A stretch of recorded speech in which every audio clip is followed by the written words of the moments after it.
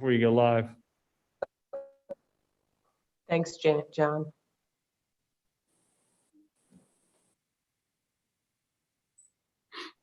I think we're good. We're good now. Yeah, We're live? we're live. All right, excellent. Thank you. Thank you. Thank you, everyone. And thank you, Mr. Scott, for coming tonight and putting your resume in and volunteering your time to be considered as part of our ad hoc committee on properties. Every time I look at your summary of your qualifications, I keep saying to myself, wait, he's an accountant. He's at AY. Oh no, he's at Avinson Young, which is a real estate firm that I am not familiar with, but certainly you have quite a well-established track record in understanding properties and options for developing them to their best potential. And so for that, I say you hit the ground running. So do any of my other supervisors have anything that they would like to talk to Mr. Scott about? Yes, James, go. Thanks. So, Mr. Scott, thanks for putting your application in. Just a quick question. It looks like your strength is really in commercial development. Do you have any experience in historical properties and municipally owned developments? I missed the first type of property you mentioned. Oh, it sounds like I said commercial Historic. was your strength, but it looks like yeah. So historical or older homes, that type of development. No, honestly, no experience in historical or residential. I would say kind of maybe carve out to historical client projects, development projects. I've seen enough to know of some of the hurdles they have needed to jump through in restoring things to historical standards when required. So Okay. I know there's a lot of nuance to it. And I'm assuming that you're well versed in highest and best use then, yes? Yes. Excellent. That's all I had. Thank you, Suzanne. Yes, Dan. Sure. So, Mr. Scott, your middle name's not Montgomery, is it? Sorry. It's not. I am a Star Trek fan. I can't see you, but thank you for coming. And thank you for putting in your resume here. Definitely appreciate it when residents step up to the plate to join our committees. Having done it myself years ago, I know other members of the board have done it as well, and it's a great experience for the residents to take part in, and it does a lot for your township. Following up on Mr. McCartney's questions about type of real estate that you're versed in, I guess two questions. One, what's your major driver for wanting to take part in the committee? I always like to hear people's motivations. And then as part of that maybe you could answer them at the same time. Have you ever, it looks like you're basically a lifelong resident of the township, right? So what has your experience been with township groups, whether as a child or as an adult, whether you're playing in a rec league or something like that, or taking part with your own kids if you have kids or anything like that? I'm curious as to what your interactions have been and what your experiences have been to date. Sure. So I guess first question, appetite to get involved. A neighbor of mine had introduced me to the fact that the committee was looking for somebody, thought it would be a nice way to give back. Sounded like an interesting objective the committee's established to look into. So a lot of different aspects to it. Found a challenge in kind of open forum. As far as what I can add, I'm neither, as far as the development and the historic aspect, I'm not an activist either way. Would just like to see that the township puts it to highest and best use, is fiscally responsible with it, and listen to all sides and see how I can add value. Okay. And throughout the years, have you had much interaction with, say, our local leagues or Parks and Rec department, Artists of Yardley, any of those folks? Interaction, just the youth sports getting into. I have two children, 2 boys, 3 years old and 6 years old. So we're kind of getting into some of that. We like to do the day trips ranging from Bowman's Tower to some of the other things. So, do appreciate the, the parks and recs aspect. Think that's great. So I'm looking forward to, learning a little bit more about the property, having a tour of the property, which I've not yet done. So that'll be very telling just as far as what ideas that generate. Just looking to add value in a very, as far as, just trying to understand what's practical, what's feasible. Understood. Thank you. I have no further questions. John or Fred? Sure. Mr. Scott, thank you for coming out today. First, does your neighbor know Dennis Stedman, or how did you get to us that way? John. Okay, Yeah. John Moen. okay. Awesome. So just him being aware of my background suggested I reach out. That's great. No, it's exciting. Actually, I would love to talk to you about commercial real estate because it is going through a tremendous change right now. And in general, with COVID and some of the work from home, it's changing huge sections of commercial real estate. Things like we've been dealing with suburban office parks being empty, and fortunately, we finally get them where we needed them. We brought in Fortune 500 company Crown Holdings, and now we're going to go through another challenge with. Hopefully, those leases are long ones. I haven't checked with those. They're typically 5 to 10 years on average. Yeah, so hopefully we're good on those. But yeah, I tend to worry because there hasn't been a really great vision for what's going to happen with commercial real estate and retail in general. So outside of this, I would love to pick your brain and learn more because that would be awesome. Because I'm just much the way I'm like, it's not the industry I work in. So I'm fascinated by it and the challenges. And I think there are different kinds of challenges, obviously, than we face with the committee. But your ability to be flexible, adaptable, the things you got to deal with now are very similar to what you have to deal with in terms of we have some difficult assets to properly value and either restore or repurpose in some way. So I welcome your addition to the board and you definitely have my support. Fred? Thank you, Ms. Bundy. I appreciate you stepping up to the plate. I think you're going to fill a good spot on the committee, and I look forward to your input. James McCartney and I are the two supervisor liaisons. The committee has been delving into these issues.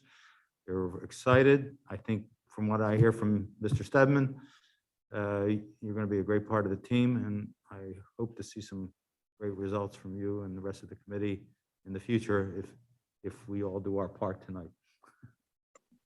So, That's all I have to say. so Mr. Scott, what Fred was just saying is that at the end of tonight's agenda is when we do appointments to boards and commissions, and I would expect shortly after that, meaning tomorrow, the next day, you will hear back from the township. Do you I have wouldn't any- wait up on the vote. I mean, it's good news. No. I also don't wait up on vote. But so thank you. Do you have any questions for us? I don't think so. Ready to jump in and learn as I go what we're working with here. Great. Thank you so much. Thank you. I appreciate the opportunity. Have a good night. Likewise. Thank you, everyone. Good night. All right, we have a whole 2 minutes before we actually go live into the meeting. So if anybody needs to take a break, now is your time.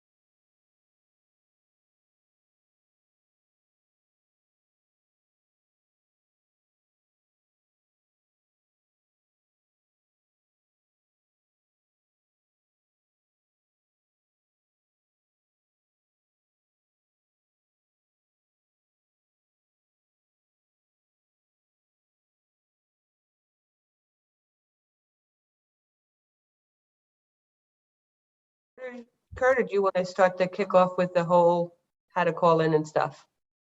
Why don't I call it, I can do that if you like. then go. Perfect. Welcome to the Board of Supervisors meeting of October 20th, 2021. We are live here at the Township at 1100 Edgewood Road. For members of the public who would like to attend, if you would like to participate from home, you can do so by dialing 646-558-8656 and enter meeting ID number 230-936-1902, # when prompted.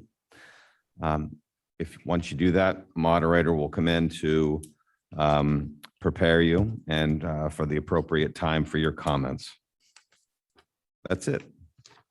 Yeah, thank you all. And with that, I'll call the meeting to order. Would you all please rise and join with me in saying the Pledge of Allegiance?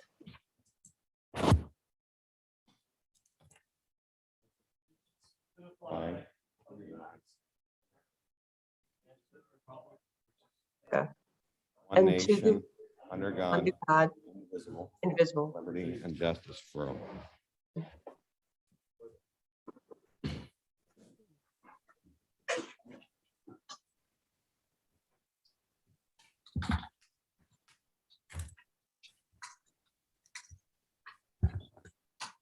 I apparently still have myself on mute, so excellent, great job.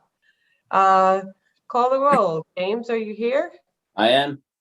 Fred? I'm here. Dan? Present, yes.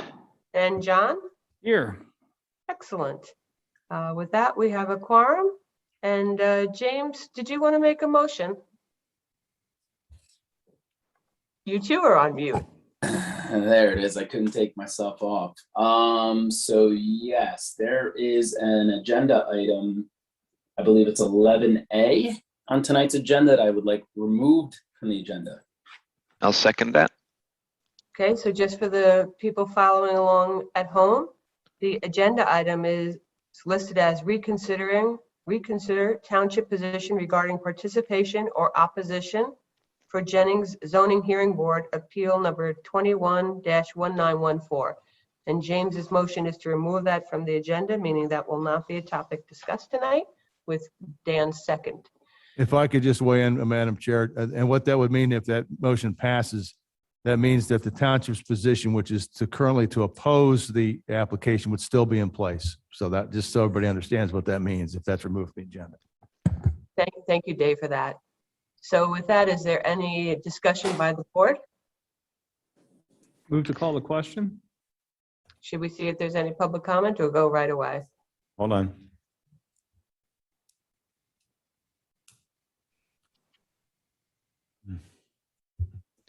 Zachary Rubin, Oh, sorry. 1661 Covington Road. I'd like to bring it to the board's attention that if we went on the website up till today, the agenda was not posted on the township's website.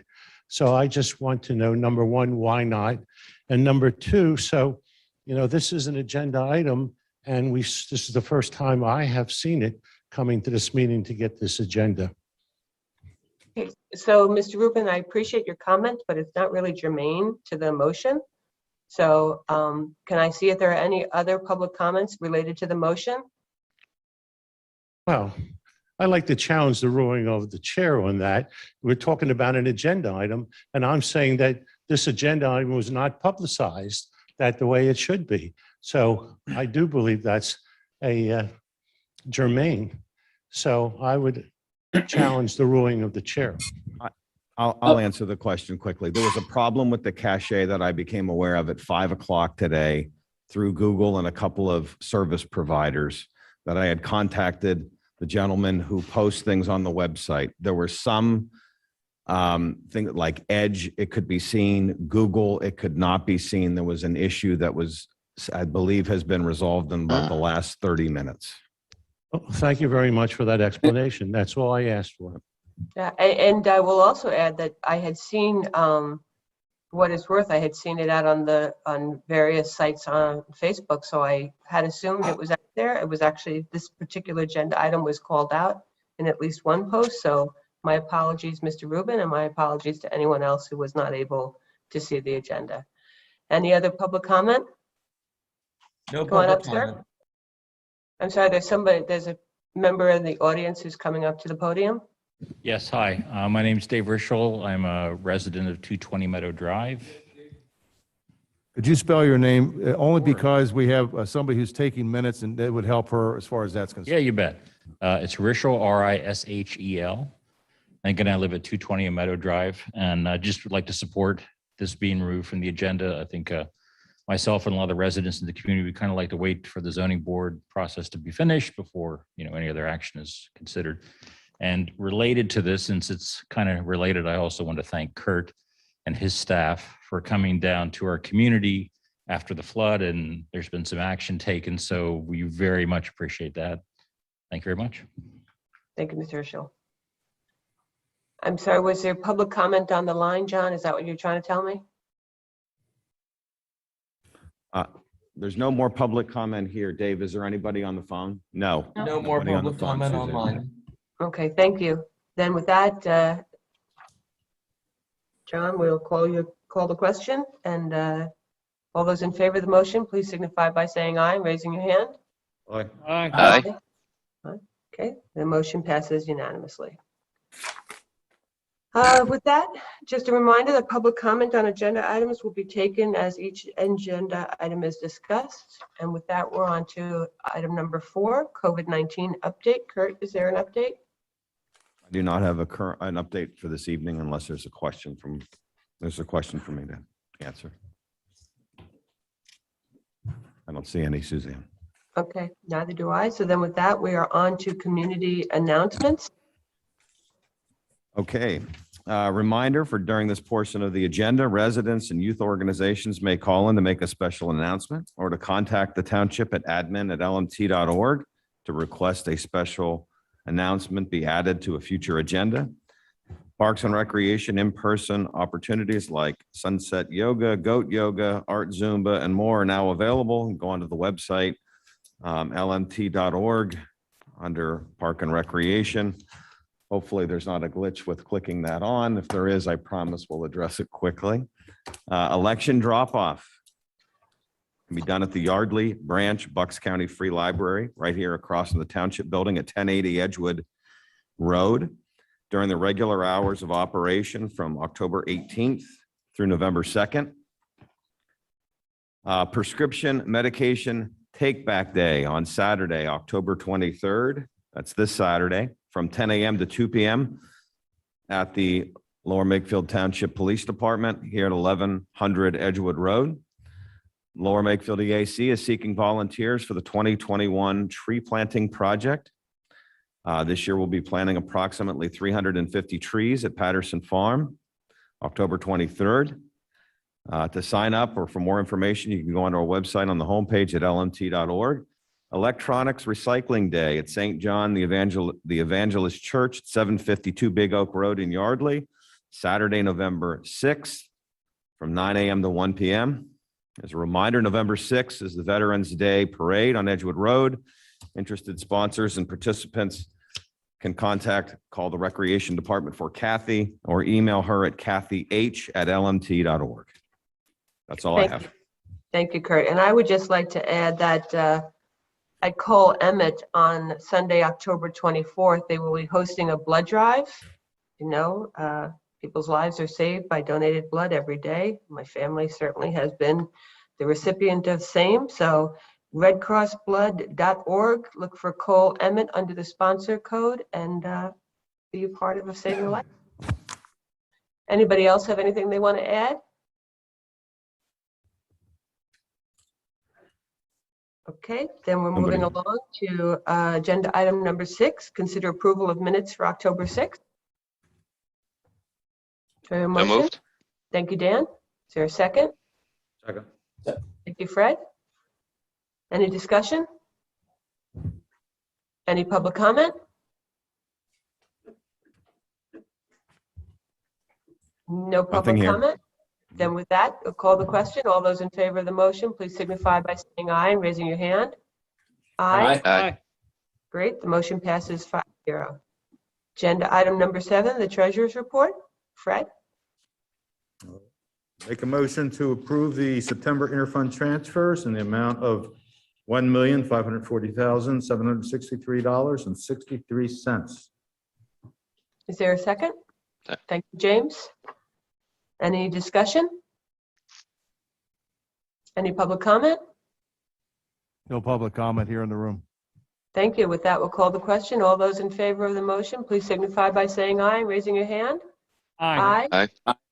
Thank you. Motion passes 5-0. To you again, Fred. I make a motion to approve the warrant list for September 20th, October 4th, and October 18th. The total amount of $2,124,333.50. Second. Thank you, Dan. Is there any discussion? Any public comment? No public comment. Nothing here in the room. Thank you. There being no public comment, I call the question. All those in favor, please signify by saying aye and raising your hand. Aye. Aye. Thank you. The motion passes 5-0. And with that, we're on to the engineer's report. Yes, hello Supervisors. You have within your packet my engineer's report. I have no updates on that report at this time, so I will dive right into the agenda items if that's okay. The first agenda item number A is to consider escrow release number 4 for the Regency North Development Phase 5 in the amount of $20,954.50. Similar to the last meeting, this is to process the escrow release for the pavement work that was done last month. I will note that we are still holding $97,622.62 in escrow for punch list items and landscaping items that have yet to be completed. So we are recommending payment in the amount of $20,954.50. So Is moved. there a motion? So moved. Thank you, Fred. Second. Thank you, James. Is there any discussion? Yes, Dan? Quick question. Andy, is this the same? I don't know if Mr. Pedowitz is in the audience or not tonight, Mr. but Pedowitz is here and he is, just because he's moved closer to the microphone, I'm assuming he's going to be one of the comments, so. well, then I'll give him a segue. He's wearing his uniform yellow shirt. There we go. Oh, now we have yellow shirt. Awesome. So Andy, does this area include the area of pavement that Mr. Pedowitz brought up as having some visually, from his perspective anyway, having some concerns? And if it does, has anyone, whether it's you or Public Works or anyone, looked at it to see if it's up to snuff, as it were? Yeah, so to answer your question, yes, it is within the area that Mr. Pedowitz expressed some concern about. I believe he expressed concern about the entire pavement job for the north development, north side of the development. I went out there and met with Mr. Pedowitz, and he indicated, showed me some areas of concern that he had. There are some areas that, quite frankly, the contractor needs to replace, whether it's ponding water or some slippage cracking that was by the north entrance. There's some minor items. In my opinion, all of them are items that should be addressed with the punch list, and we are holding enough escrow to address those items through the punch list phase, and that's why I'm recommending release of this escrow. Okay. And as sort of I'm always doing lessons learned on myself here. When you look at what you observed as being a couple of the issues there that can be covered by the punch list items, do you think are those things that we might have been able to catch during inspection if we spent a little more time inspecting? Because I know you have to go back and forth to different sites, or is this just something, excuse me, that you see after the fact and it happens and they go back? That's why you have escrow in the first place, and you go back and fix it. Right. Yeah. A majority of it was things that we see after the fact. When they're putting down asphalt and compacting it, it's not evident that there's going to be an area holding water unless it's raining at that time or, just to the naked eye, you really don't catch that until after you experience a rain event and see where the water is ponding, and then you can go back and address that. And then there's other areas with the slippage cracking. That's mainly due to the fact that there wasn't enough tack coat that was put down between the base and the wearing course that they put down. But if they put some down there, it's just a matter of that the tack coat didn't properly adhere the wearing course to the base course underneath it. And so, I got you. again, that's not something that even if we were there and we observed it, if they're putting down a tack coat, then If it's there, it's supposed to stick, and you don't know if it's sticking until you're done. I got you. That's all I have. Thank you, Andy. Any other discussion from the board? Any public comment? Please step up to the mic. Thank you, Lee. I Please think you state knew your this full was name and coming. address. Yeah. Lee Pedowitz, 247 Truman Way, Yardley. Well, first, I want to thank Andy for taking the time to come out and walk around with me so I could show him the deficiencies in the paving in the north side of the Regency development. As far as I'm concerned, it still was a very poor job that was done. Besides the obvious deficiencies that I had brought up to the board at the last meeting, there are other evidences of just poor workmanship, poor attention to quality. And, being a resident of that area, I paid a lot of money to go there. We pay a lot of money in taxes, but regardless, that doesn't matter. The contractor should have been more diligent and more cognizant of what he was doing when he was putting down the pavement. Now, I'm just wondering, is with this escrow, by releasing the escrow to the contractor, are we rewarding him for an inferior job? It's not I can answer that. It's not a reward. It's payment for work that was completed. And yeah, there are minor punch list items that will be addressed, and we're holding escrow to make sure that happens. But we have no legal right to not release this money. Mr. Pedowitz, under the municipality's planning code, once a request for payment is made, there's 45 days to do it. We have to have really good reasons not to do it, frankly, under these circumstances. I'm not saying your reasons aren't valid for other reasons, as Andy's pointed out, for punch list purposes. I don't know that that's enough under the circumstances, and I'd have to defer to the engineers, but I certainly would trust what he says about the circumstances, that's not the kind of deficiency that would hold up an escrow per se. That's just my input. All right, I understand what you've been saying. Just one question to Andy. How much is left in escrow for Toll Brothers? Did you say $620,000 or something? Off the top of my head, I don't know. I'd have to add up all of the phases for the north side, and then for Toll Brothers, they're doing work still on the south side of the development, and thus we're holding escrow for that. I can say that for this phase there's 7 phases in the north side of the development. This is one phase, and we're holding $97,622.62 just for this phase. So Okay. I would say that the number is well in excess of $150,000 for all the phases. And one last comment. If I'm not mistaken, there's an 18-month warranty on the paving project? There's typically a maintenance bond that gets posted after the development is completed, and thus that would be the warranty for the work. Mr. Pedowitz, if I could make a point, the benefit that you have with that is that maintenance bond is not posted until the project is complete. So essentially you'd have whatever the months are of that road, bear with me, to potentially, if it was to deteriorate, that clock has not started ticking on that 18 months yet. Correct.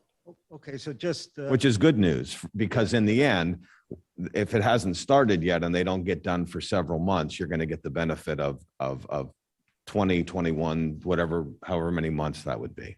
Okay, because just the punch list, I think, is quite extensive, if I'm not mistaken. So they might not finish it maybe to next spring. Could That's be. when the clock would start. That's when it would start. It Correct. doesn't start when they finish. It starts when he says they've met the list, and then it would start. Okay, great. Well, thank you very much. Thank you. Is there any other public comment? None here Anyone in the on the- room. Anyone on the line? No public comment online. Thank you, sir.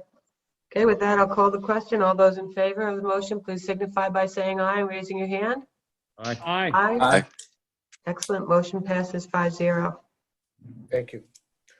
Next is agenda B, or agenda item B, 8B, is payment certificate for Memorial Park. This is payment certificate number 3. We are recommending payment to Miko Constructors, Inc. in the amount of $152,956.44.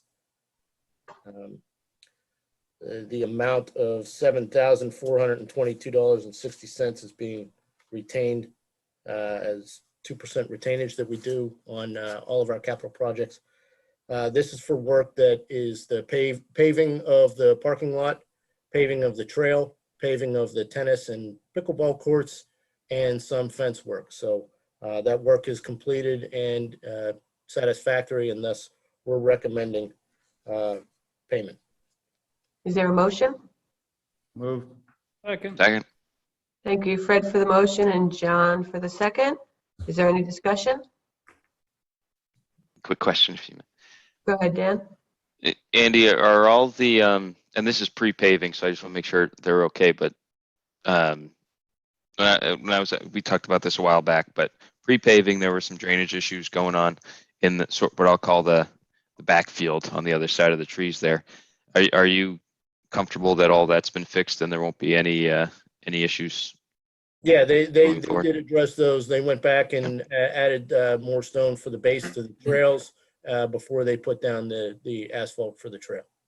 Okay. And with all that paving, it's draining to the existing basin that's out there, right?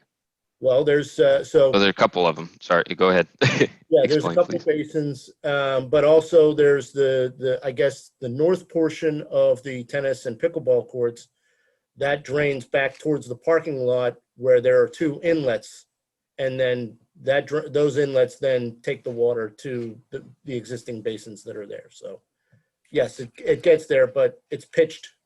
The north side of the court is pitched north. The south side of the court is pitched south. And all that seems to be working accordingly? Yes. Have we had a, I'm assuming we probably don't have enough. Oh, go ahead. I'm sorry to cut you off there. No, but we've go ahead, had a finish, couple of please. We've had a couple of storm events that where one storm event, they demonstrated that there was some ponding on the north side of the pickleball courts.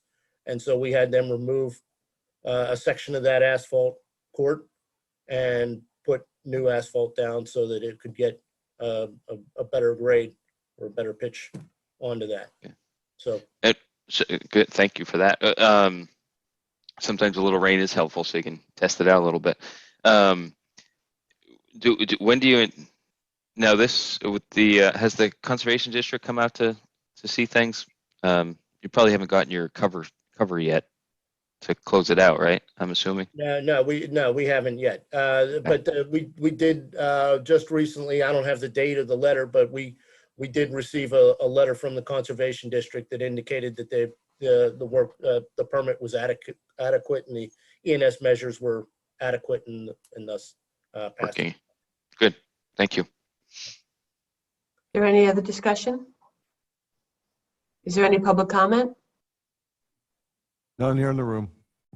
Any on the line? No public comment online. Thank you, John. With that, I'll call the question. All those in favor, please signify by saying aye and raising your hand. Aye. Aye. Aye. Thank you. The motion passes 5-0. Thank you. For the next item, I will share my screen, and I want to confirm that everybody can see that. So what I have up on the screen is the location map for the Woodside Road bike path. Can everybody see that sufficiently? Okay. Yes. So Zooming in would be helpful. I will. This is just the location map of the northern section of the township. So we have I-295. This is the location map that was provided for the grant application and the grant that we received for this project. And so I-295 bisects the page here. North is to the top of the page. This large yellow area is Makefield Highlands Golf Course.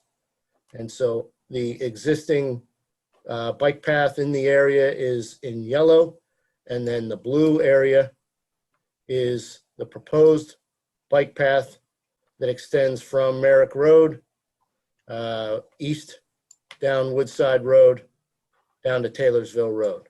And so that's the location map. And I will now move to the exhibit plan that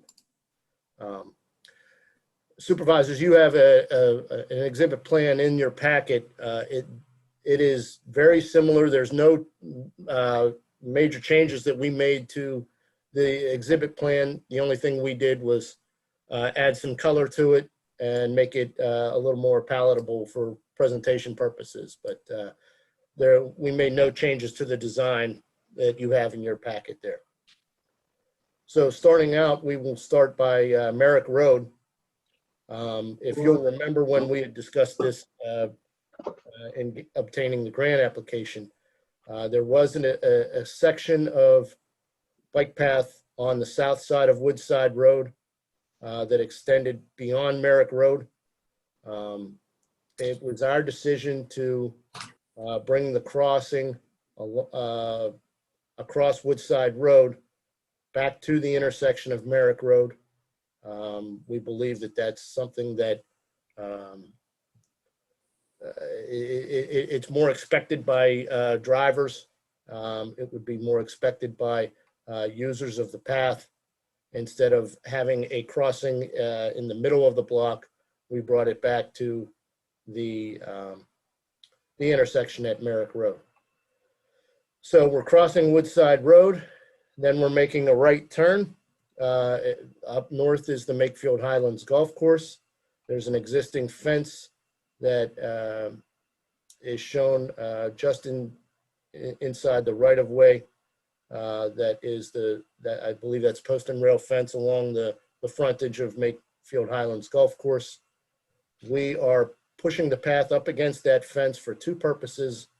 One, that makes a softer turn, easier turn for bicyclists as they're crossing the path or as they're crossing Woodside Road and traversing down the path.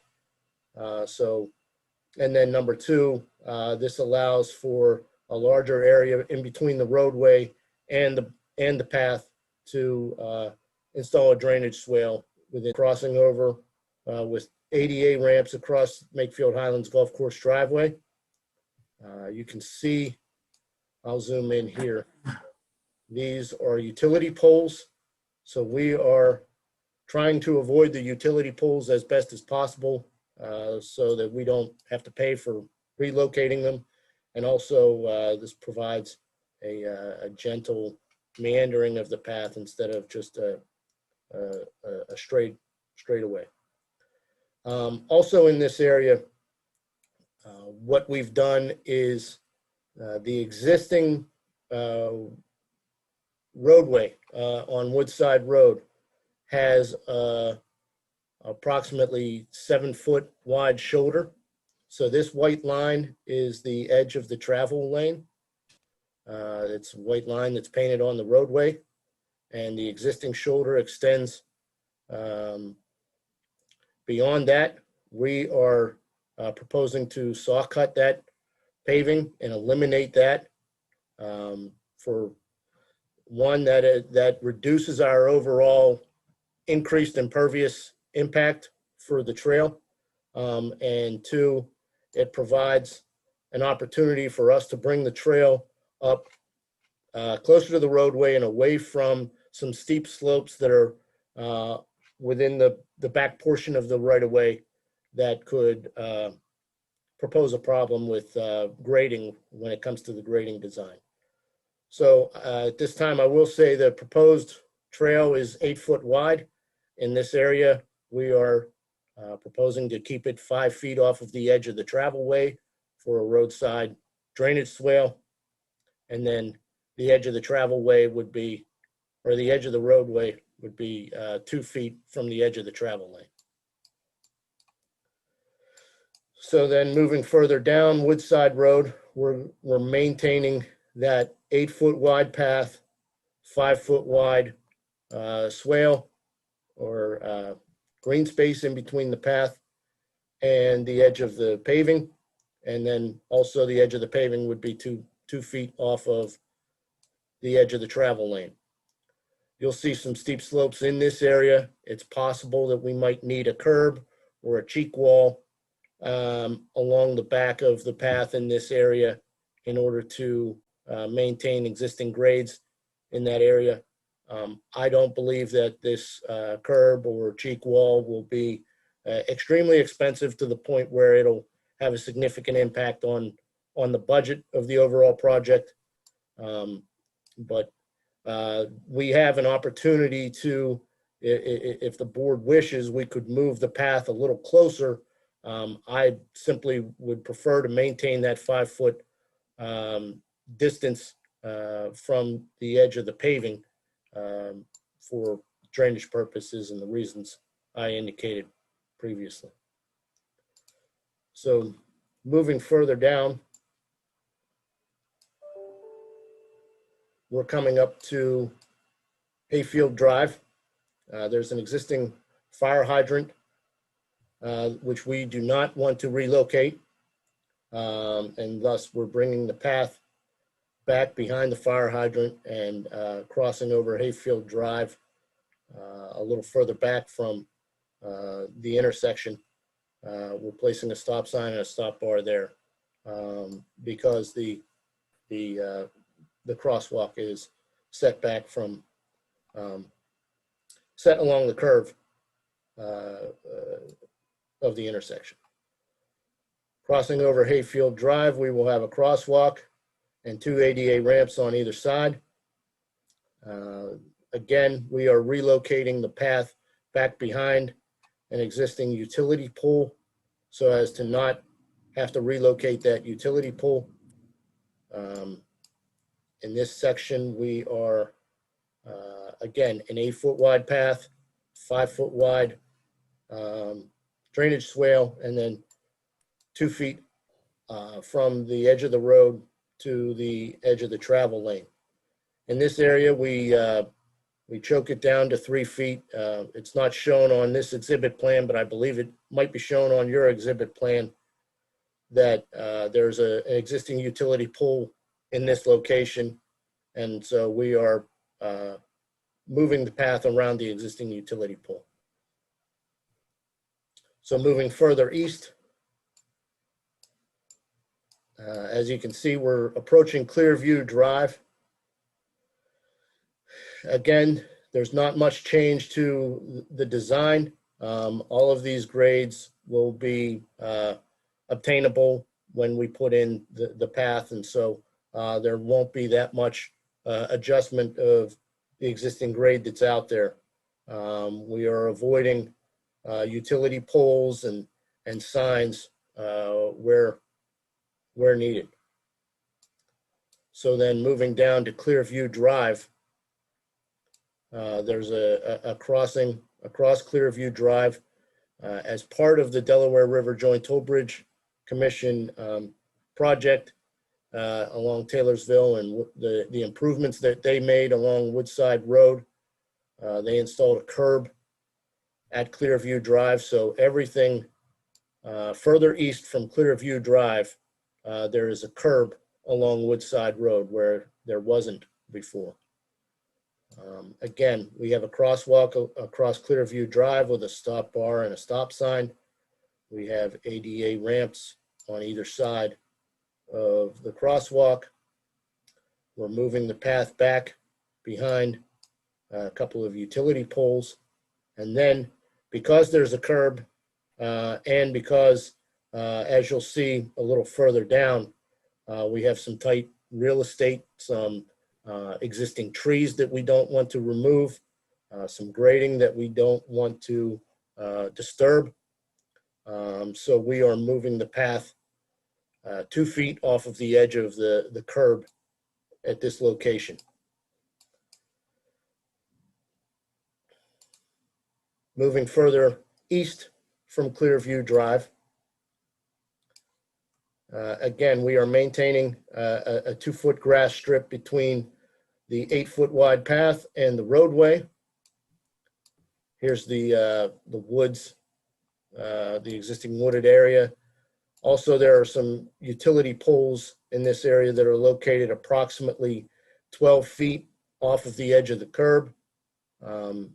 And thus, we would not want to relocate those utility poles. So we are keeping a straight path between the utility poles and the curb line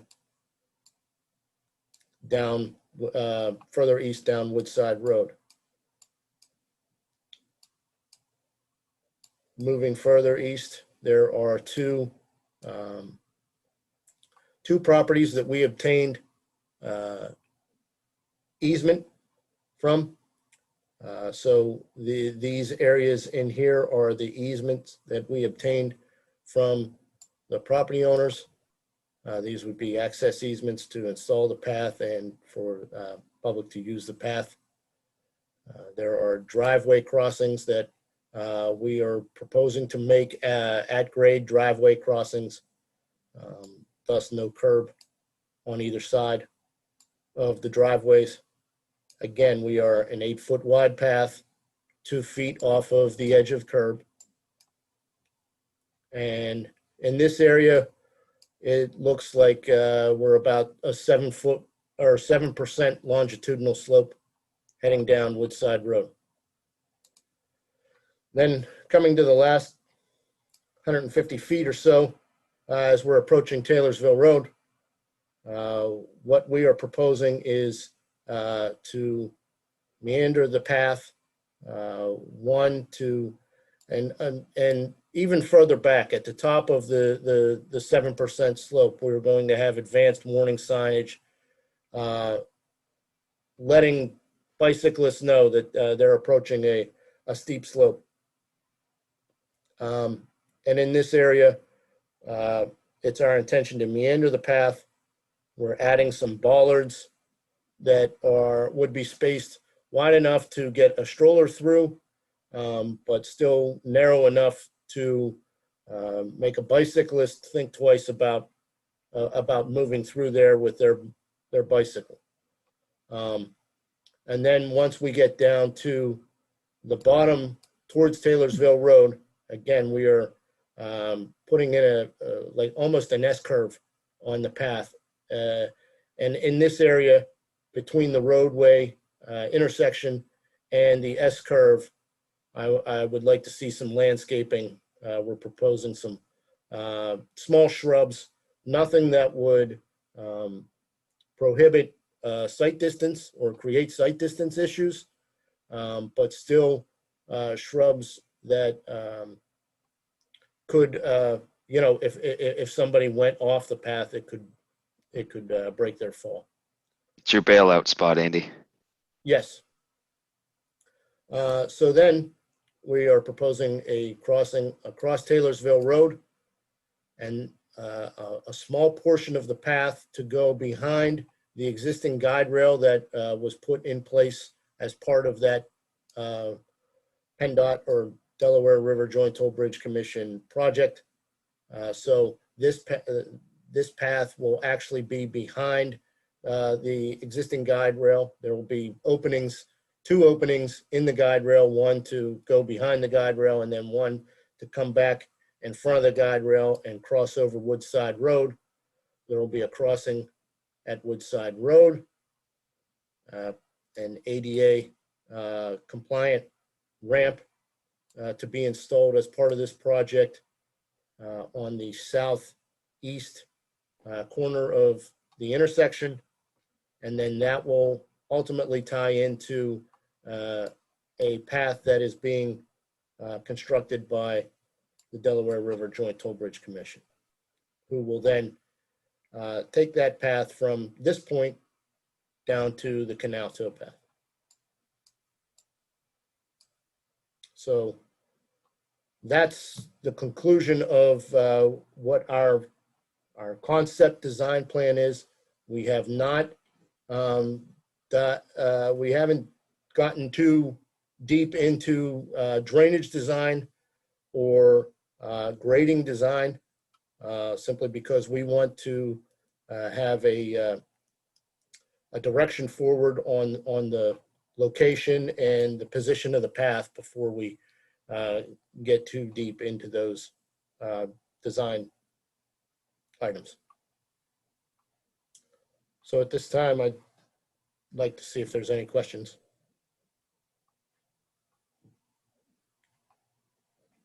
I can't see everybody because the presentation's up, which is fine, because maybe people want to refer to it.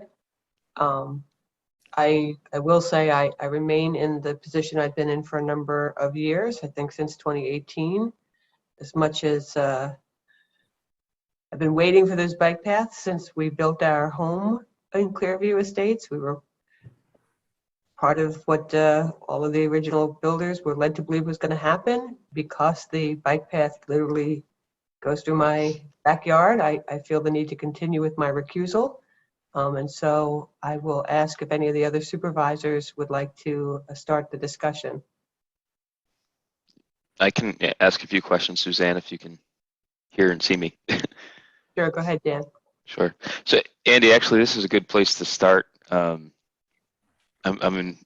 sweating thinking about trying to run up the hill here.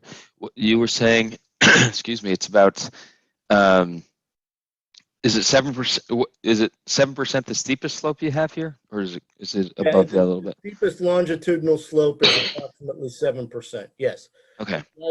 That occurs. I don't know what the length of that slope is, how many feet long that slope is. I will say that it's also our intention to possibly, decrease the slope the closer we get to Taylorsville Road. It's our intention that we don't have a slope that is more closer to 5% than 7%. For safety and runoff purposes, right? Yes. Yeah.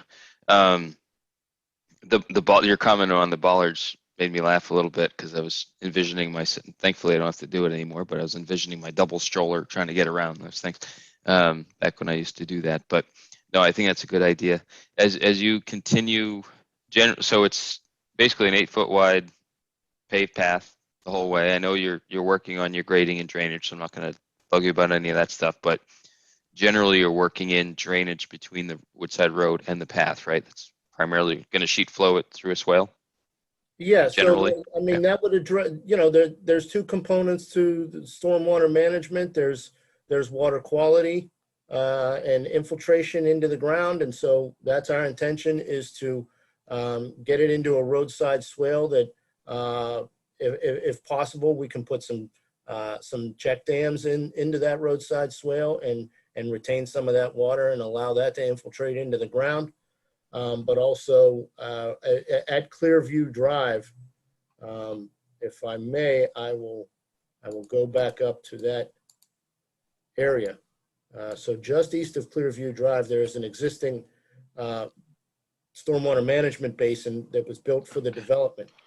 And we have the calculations, and we haven't reviewed those calculations in detail, but a cursory review of those calculations indicates that there's still some additional volume that is within that basin where we could, any water, this inlet, this is an inlet here just west of Clearview Drive, that leads to that basin. And so additional water that we direct to that inlet could be controlled by the Basin on Clearview Drive, and that's potentially a way to resolve our flooding component for stormwater management. Excellent. And I like the fact that you generally keep that, 5-foot spacing, just for folks on that trail. They're going to keep, I forget the speed limit out there. It's 35 or 40, I think. So it keeps them a little bit separated from from some traffic that's going a little faster than maybe they might be comfortable being around. I mean, in this area, you're coming up the slope. So somebody would have to punch it really hard in order to get doing 40 miles an hour up the roadway there. But well, I've actually seen that happen because I think it's a 2-lane turning in, and then it converges to one. I've had people fly around in their little cars, just zoom up that hill. It's amazing. But I know what you mean. My car does not do that. Can you head a little west, closer to, let's say, near Merrick, please? Sure. Actually, why don't you stop right there? Sorry, on the lower hilltop. You just reminded me, or upper hilltop. I'm sorry. Lower hilltops across 95. That's generally in the area of Mr. Zuzek's house property. I forget if he's to the west or east of there, but it doesn't appear that we have, I'm just saying this out loud so he hears it if he's watching.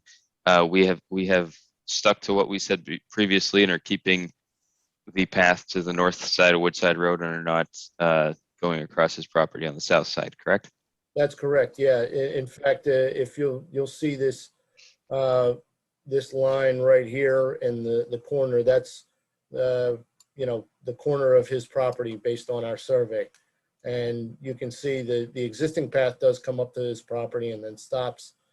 We had initially thought about making the crossing there, but for the reasons I indicated earlier, I think that it makes more sense to bring the crossing back to Merrick Road, and thus won't be nowhere near his property. Yeah, actually, you segued it perfectly because I was going to ask about the crossing next. Would that be a standard, just striped painted crossing, or do we have room in the budget to do something? I don't know. We've done other types of crossings in the township. I won't call any specific one out, but something that is a little more noticeable given the speeds that are out there and the proximity to the golf course. Is that something that might be? Yeah, I think that's absolutely something that we had envisioned when we put together the budget for the project. And so it would be something that's a little bit more visually stimulating, so to speak. Yeah, I got you. And then the other thing to consider here is in this area, we've got, again, the painted white stripe, which is with a 7-foot shoulder. There is design characteristics that you could incorporate to shorten that that crosswalk. For instance, you could install a bump out in this area, shorten the crosswalk from the white line to the white line, and eliminate that 7-foot shoulder in that location. That's something that I would most likely discuss with our township traffic engineer before implementing it, and that's why I didn't show it on here. But yeah, to that end, I'm curious about traffic patterns coming in and out of the golf course because I know it's a little wider there. It almost historically it seems like it's almost the default like turning lane, right, or at least merge lane a little bit, just to see how that could work safely because you are still accelerating up a bit of a hill coming out of there, not terrible, a little bit of one, just to see what that looks like. But I like where you're going with all that. And then we didn't show it on the first exhibit aerial that you had, but this also people watching at home that are thinking about how this connects to the larger township trail network. One, obviously, it'll get you eventually back down to the towpath and connect to everything about the towpath and the new bridge crossing and everything there, so you can go north to south through town. And then, exactly, and then as you head west, not only can you continue towards Dolington, and Gardner Reflection everywhere over there, it also, there's a series of sidewalks through Pownell Drive there. That's part of something I run frequently. So you can, if you want to loop in there, make it a little shorter. If you're coming up to, over 95 right there, the Snipes tract is right over the 95, and it just, and you get to Creamery and the elementary schools and all that. It's, this fills in a nice little block, missing block right there. And then my last question, sorry, Suzanne, is just, how does this look? Everything you've looked at, this is probably the biggest question. Everything you've done, how does, from a budget perspective, are you comfortable that this is sticking within the budget that we've been talking about for the last couple of years? Yeah, so the line item pricing that we've used in our initial budget is still consistent with what we've seen on large scale asphalt projects. And so I'm comfortable saying that at this point, there's no major implication to the budget that we've previously presented. That's it for me. Thank you, Andy. Yep. Fred, do you have anything? I'm good, thanks. John? Yeah, Andy, in general, this is excellent. I've got a quick question on the area south of, pardon me, I would say east of where you're located now. There is currently a drainage issue where, right outside the golf course, where you can see that the existing asphalt has been cracked and worn, that was just only recently repaired. Is that the section that's getting saw cut out, or how is that being handled? Yeah, so Drainage. that would, yeah, in fact, on Google Earth, you can see the sediment staining the asphalt in that area as well. That's something that we had noted earlier in our, basically our initial walkthrough for the site. Yeah, that's something that it's mostly in the shoulder area where the ponding is, but even to take that a step further, within that 5-foot grass strip between the path and the roadway, we're going to have a swale that has a 2-to-1 slope down.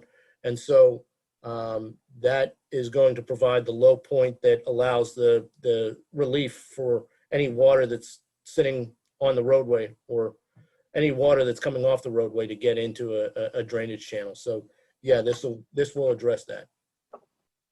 And then I think as it relates, and hopefully the traffic engineer can take a look at it, but I do think the crosswalk, Crum and Cross Merrick, could help with some of the traffic calming, which happens sort of west of there where people speed up. Depending on how that's structured, that could potentially help on traffic calming slightly. If we've got good visual markings from that area. So that I think is certainly a benefit. I agree. Yeah. Going down, the one question I had is in the area that is near, between Clearview and going down further in where the stormwater management feature that the township owns, right? Is there opportunities to potentially plant trees there? I know there's some steep slopes, but could trees help a little on the outside in terms of soaking up additional water, or is that not a good idea at that spot? We'd have to look at that. You don't want to plant trees within, typically you don't want to plant trees within the berm of a basin because then that could compromise the stability of that slope. But we are looking for opportunities all along. I think the best opportunity for tree planting would be back towards Merrick, out in front of the golf course. There's a long stretch there that is fairly wide open, and so there's certainly some areas in here where planting some trees would be helpful That would be north of the fence, you think, or? No, I would say, not from Merrick to the driveway. I would say further east of the golf course driveway.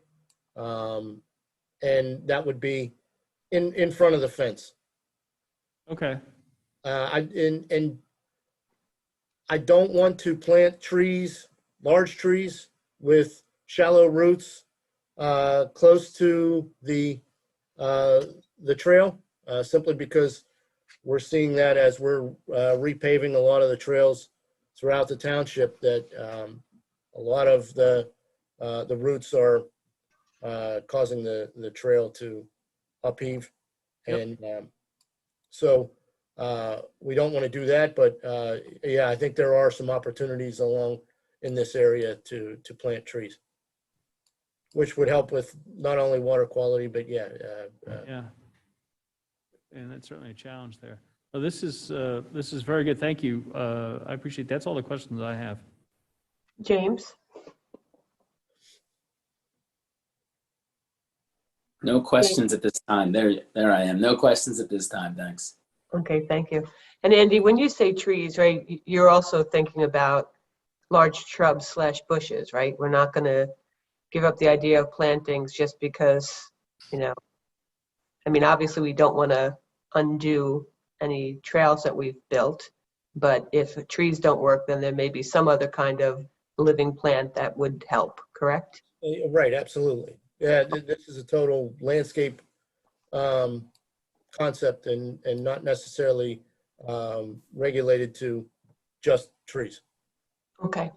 Then with that, is there any public comment? I believe somebody in the room is, you want to approach, he's approaching the microphone. He'll be there momentarily. If when he gets there, he could say his full name and address for the record? He is ready to go. Good evening. Robert Zuchek. That's Z as in zebra, U, C as in cat, Z as in zebra, EK, 65 Upper Hilltop Road, Yardley, PA. By now, most of you kind of know who I am and the owner of that little 6-acre piece of ground off of Woodside Road.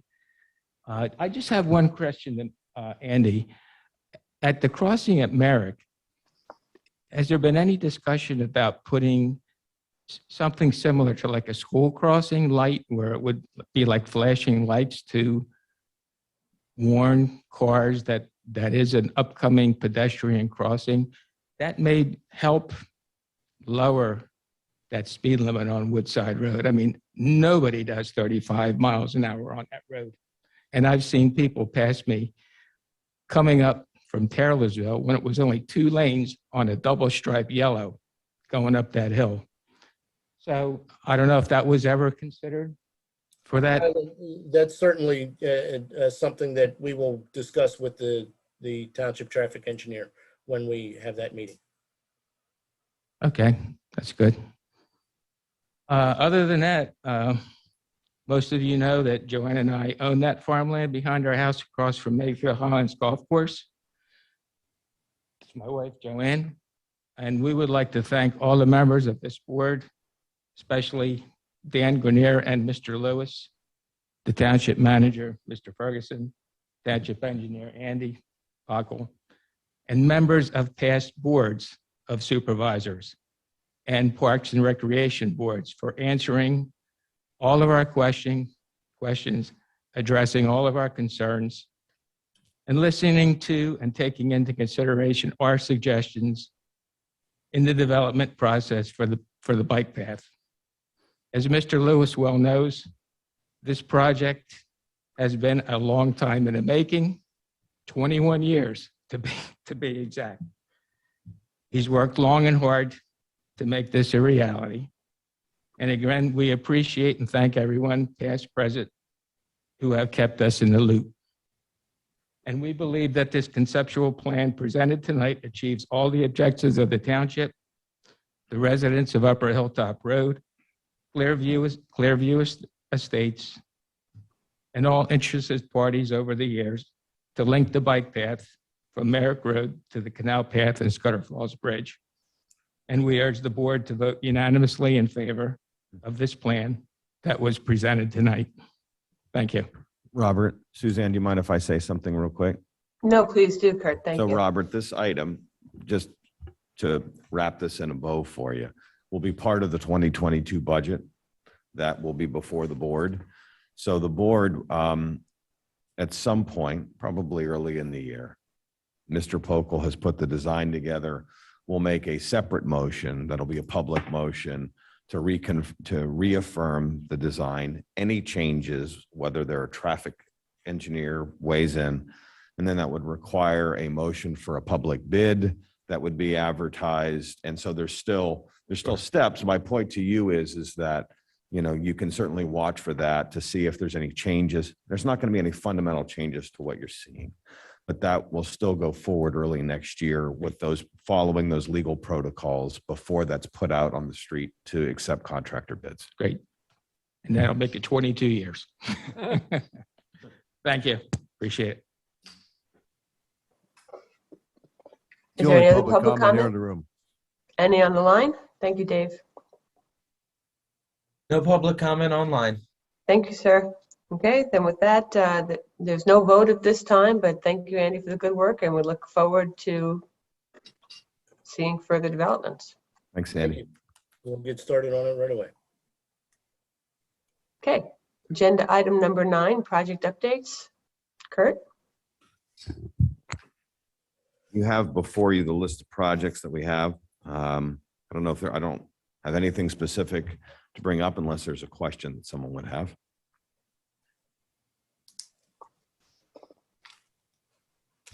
Hearing none, we'll skip along to the manager's report, agenda item number 10. Sure. Before we get to A there, before I forget, the November 3rd meeting, is that right? November 3rd? Oh, my goodness. Yep. We'll have the manager's recommended budget presentation for the board that's here. I would anticipate having essentially the final draft before we do that to all of you next Monday, and I'm available to sit and go over any of those details to at least give you a week and a half with it prior to that meeting on November 3rd. Before you tonight on the agenda, the Park and Rec Board had met to set the dates for Community Day. In your packet, you'll see that the dates that they had set was for Saturday, August 27th, 2022, and Saturday, August 26th, 2023, with the thought being that it would be before Labor Day, as well as, you know, we have 9/11 events that would still be going on as far as commemorations, that this would give enough time for staff to not have those back to back. And also a lot of times people would go away for extended weekends on Labor Day. So we pushed that back to hopefully boost attendance. Any rain date would be on Sunday in both of those years. And this gives staff time to sort of coordinate everything that they need to, knowing those dates well out in advance. That was recommended by the Park and Rec Board as well, and would ask for your consideration for those dates moving forward. Is there a motion? Who was first? I think Dr. Weiss and then Mr. Lewis. Thank you. Thank you, Sorry, Dave. Dan. I heard second clearly. Thank you, Fred. It was Thank a you, photo John. finish, but it was close. and you got the bronze on that. I'm used to it. Is there any discussion? Any public comment? None online. Then with that, we'll call the question. All those in favor, please signify by saying aye and raising your hand. Aye. Aye. Aye. Excellent. Motion carries 5-0. That's all I have. Then we are on to the Yep. solicitor's report. Suzanne, can I say Yes, something? Dan. I figured better. This is more for Curtin Public Works generally, but Kurt, I've gotten a lot of very positive feedback. Mr. Rischel said something to you earlier. I just wanted to say thank you to the staff, you, Andy, Public Works, everyone, the folks in the Mapleville area. Not only did we get the bridge work to do what they committed to do, but also as a follow-up to your visit to the neighborhood, there was some pretty large chunks of road that were pretty beat up after the flooding and everything else that Public Works went out and did some really nice patchwork. That it really is just going through there myself, it truly is a quality of life improvement. That may sound a little bit of a stretch for a road, but when it was that chewed up in that stretch, people are very, very happy with what's been done. I know there's more to come potentially, but I just wanted to give that back to you in case you hadn't heard it from anyone else. Thank you. Thank you for all that.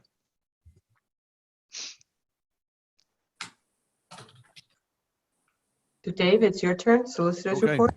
Yep. Under my report, well, first of all, there was an executive session tonight, started at 6:30, concluded around 7:15. All board members were participating and present, along with Chief Coluzzi, Mr. Ferguson, Mr. Majewski, myself, as well as Barbara Kirk from my office. Items related to litigation, collective bargaining, personnel, and informational items were discussed at the executive session, which, as I said, concluded at 7:15. The only thing, and as people may recall, 11A was removed from the agenda tonight at the beginning of the meeting per a unanimous vote by the Board of Supervisors. Remaining under my specific report is consideration to approve an intermunicipal paving agreement with Falls Township for Elbow Lane and Walnut Lane, just to orient people where these two streets are briefly. Elbow Lane is in the southern part of the township, well, anywhere with Falls Township, I guess the southern, but this is just south of Big Oak Road off Stony Hill Road. Elbow Lane is a road, obviously, because of the two municipalities, is half in Falls Township, half in Lower Makefield.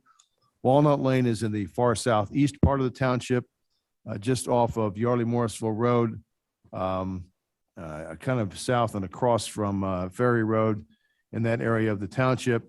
Again, that is part in Falls Township, part in Lower Makefield. Falls Township has a large paving program every year, and this year is no different. And two of the streets that were involved on their schedule were Elbow Lane and Walnut Lane. And after considerable discussion and help from Mr.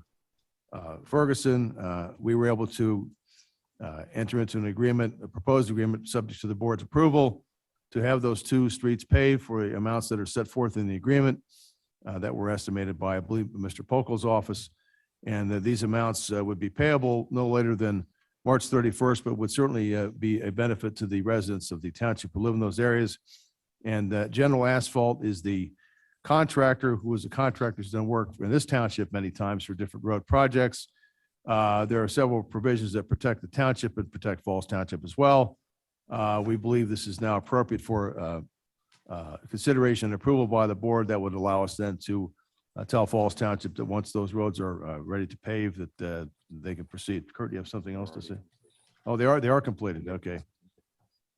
And they did. I do know Falls Township passed this Monday night. Yes, thank you.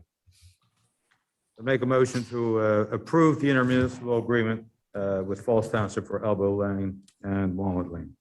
Thank you, Fred. Second. Thank you, John. Is there any discussion? Any public comment?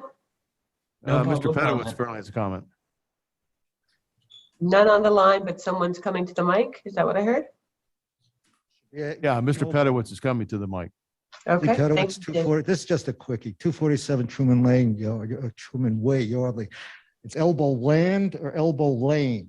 Elbow Lane, this is in the, I forget the name of the development, but it's, if you take Stony It's Hill. a typo on, it's a typo on the, it's a typo, yeah. Right. It's a- Yardley Crest, I Oh, think, I'm Dave. sorry. Mhm. Sorry, I didn't catch that before it went out. My apologies. Well, everything I say, I meant to say Elbow Lane. Anyway, there was a motion on the floor, I believe. Yep, it was Elbow Lane. Is Mr. Pedowitz done with his public comment? That's it, and there's nobody else who has approached the microphone. Okay, then with that, I'll call the question. All those in favor, please signify by saying aye and raising your hand. Aye. Aye. Aye. Thank you. Motion passes 5-0. Next thing, under zoning hearing board, there are two matters for consideration by the board. One is appeal number 21-1935, John and Kerry McClintock at 770 Sandy Run Road, Lower Makefield, tax parcel 20-035-006-010. Have an application to construct a 630 square foot detached garage, requesting a variance from Township Ordinances 200-23 A, which would increase the impervious surface from existing 30.3% to 33.7%. Where 28% is the allowable amount, 200-69 capital A 14 small a, which would decrease the side yard setback to 5 feet 6 inches where 10 feet is otherwise required, and 200-69A 14 small a for the accessory structure to be located in an area other than the fourth of the lot furthest from the road, and 269A 14A to allow a height of 16 feet 9 inches where 15 feet is otherwise required. Other variances have been granted in the past for other uses at this property. We would recommend deferral, and this is not in the flood zone. We'd recommend deferral unless there's a contrary sentiment by the board. Hearing none, then the deferral will be appropriate.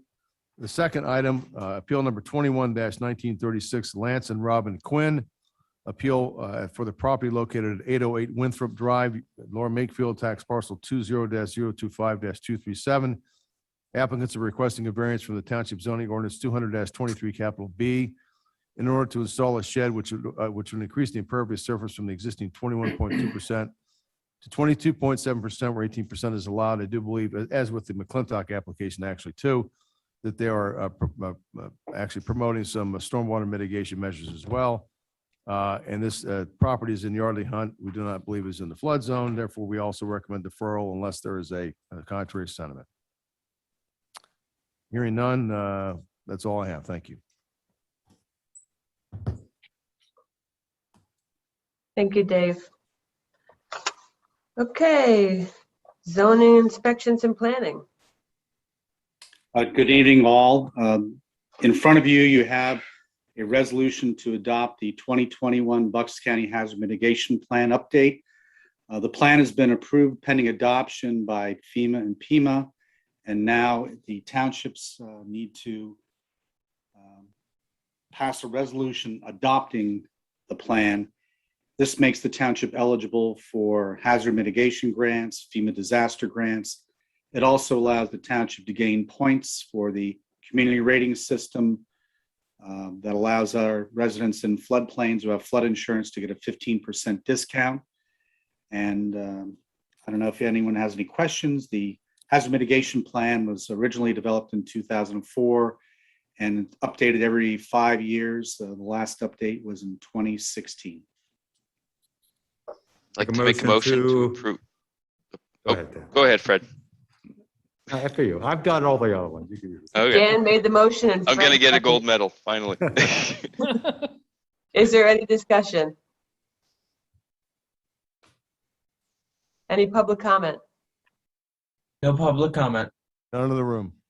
Thank you. Then with that, we'll call the question. All those in favor of Dan's first motion, please signify by saying aye and raising your hand. Aye. Aye. Excellent. Motion passes 5-0. Public comment. Is there any public comment in the room first? Mr. Pedowitz is approaching the mic. You knew you weren't going to escape me. So Lee Pedowitz, 247 Truman Way, Yardley. First, I want to thank Mr. Majewski for the help he gave me. I was looking for some prints for the Northern Regency development, and believe it or not, it had nothing to do with the paving. So I want to thank him again. But what I want to ask is, the Electricity Reliability Committee, we made some pretty great Miss strides. Blundy, sorry, Lee. I was going to bring this up during the liaison report for the ERC. It might be a better time to discuss it.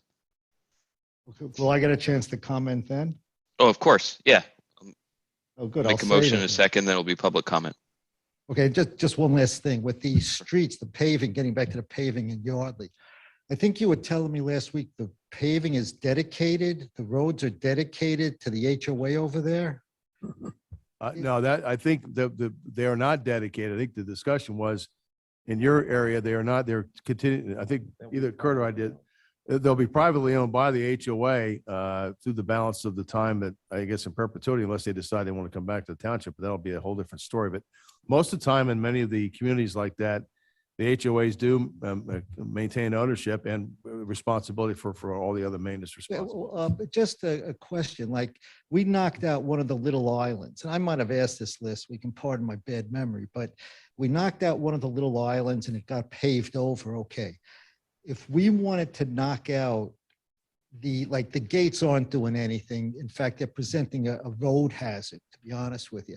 If we wanted to knock that out and would have to be repaved, whose responsibility would that be? Do we have Well, to- I think first you said that's probably part of the land development or some type of approval, so it may have to come back here to the township. I can't say for sure.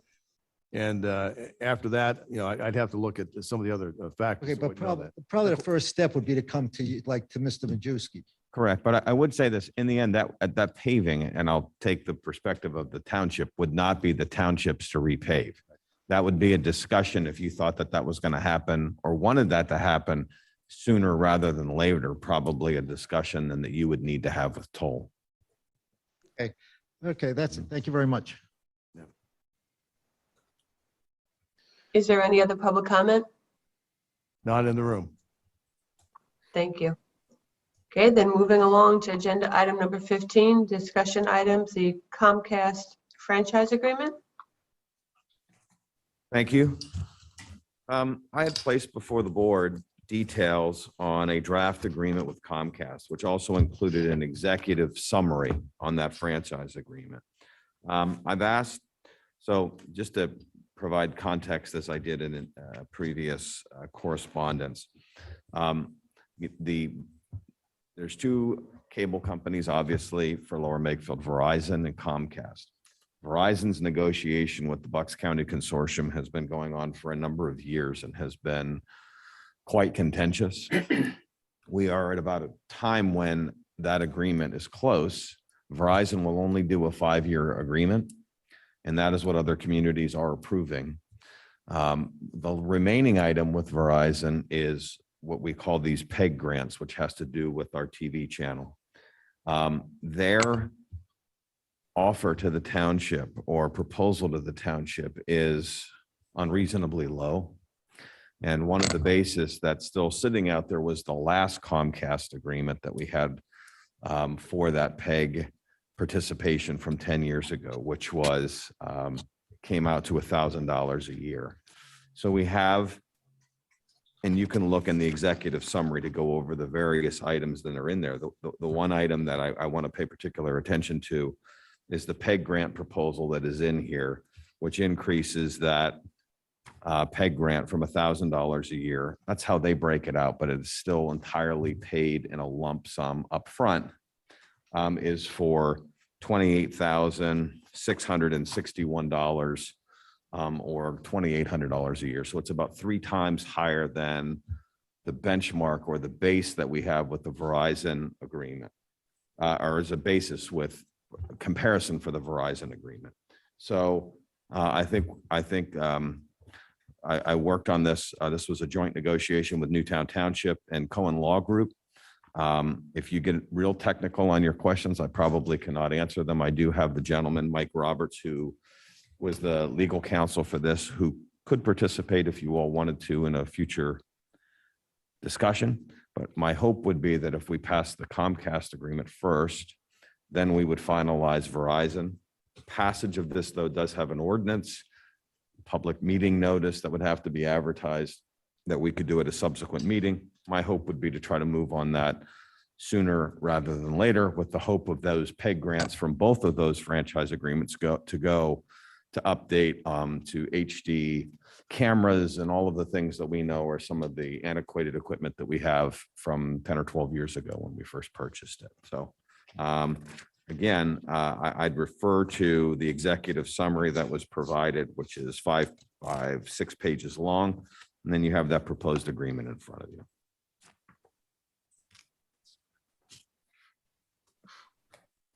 So do any of the supervisors want to have any discussion now? Is the next step then, if there is, well, I'll just start with that. Questions? So just for my own clarification. Thank you, Fred.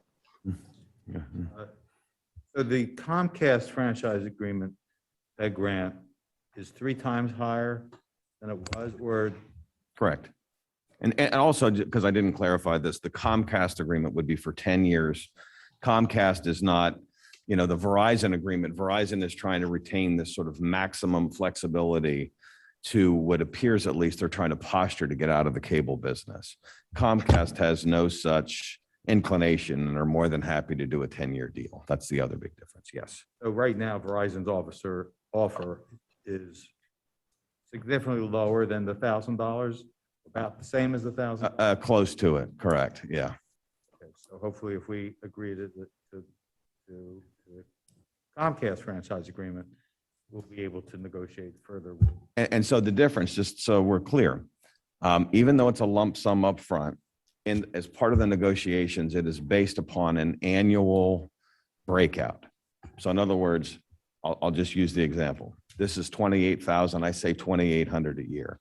Verizon would use the same talking points that if they were to match 2,800 a year, as an example, it's a 5-year deal, right? So they would say, okay, 2,800 a year, it's a 5-year deal. That comes out to $15,000 or so. I believe we can do better than that. But that is the way where the difference in the dollar amounts will come as part of the final deal. Thank you. Yep. Madam Chair, Mr. Rubin has approached the microphone. I was expecting this, given his long history with comments about Comcast. So he's here tonight to comment about this. Can we, Zach? Mr. Rubin, could you just hold a moment till I make sure none of the supervisors have anything else they'd like to ask? Certainly. Thank you. Dan, John, go ahead, Dan. Just want, Kurt, you made an interesting comment about Verizon appearing to maybe wanting to get out of the cable business, based on the thing. As now, I was reading the executive summary. This is and maybe we need to describe this a little bit for everyone, because this is when we think of Verizon or Comcast, we don't always think about the fact that the cable is different from internet, is different from phone, because we buy bundled services, and we all think of them as combined, or at least I do generally. But in reality, we're only talking about cable here, right? Can you talk about that just a little bit? Franchise fee, that if that's what you're referencing, as far as the breakout of the franchise fee, is that what you're talking about, Dan? Yeah. The breakout of the franchise fee would only be specific for cable related items, whether that be the monthly bill, and when you look in this, where they talk about different revenue pools, right? If someone were to rent a movie, if someone was to use part of that cable service, there is a breakout for that, charge for that. There is not, if someone gets the bundle with Wi-Fi and your phone and all of that stuff, it's not, it would not be on the gross of the bill, but on the cable portion of the bill. I got Did you. that answer your question? It does. It's just I don't think mentally I never think about picking it apart like that, but I know that's how it's done. Oh, they do. They do. I know they do, because they're all regulated differently too. And I forget, a few years back, I think Supervisor Lewis had brought up some stuff about free internet and all that. Not free internet, but open internet type of talking points. But because this is cable and not internet portion of the service, this Correct. Doesn't influence that at all, right? Yeah, correct. And as part of this as well, we had them conduct an audit from the last 10 years to go through to make sure that the revenues that were due to the township, quite honestly, Dan, because of the convoluted nature of how that bill can be broken out, that a full audit was done for the previous 10 years. And oftentimes they will find an undercharging of amounts that was not the case, and it was deemed to be in compliance. Thanks. I'm interested to hear more about the history coming up. John, James, Yeah, I was just anything? going to say along the lines of what Supervisor Grenier said, one thing when I'm reviewing the agreement, and I did my first sort of pass on it, was nothing in the agreement in any way limits the regulatory rights that we do have at this time, however limited they are with the FCC. But there's nothing in there new that would limit us in what we could do. So. James? I have no questions. And Mr. Rubin, would you please state your full name and address for the record? Zachary Rubin, 1661 Covington Road. I'm also the chairperson of the Electronic Media Advisory Council, which is part of our mission statement, because to review these types of agreements or franchise agreements. We used to be called the Cable TV Advisory Board, so the people on our committee do have some expertise. I'd like a couple of clarifications that Kurt talked about the pay grant. In the 2006 Verizon agreement, they gave us a pay grant of $11,651. Now, that was a grant directly to the township.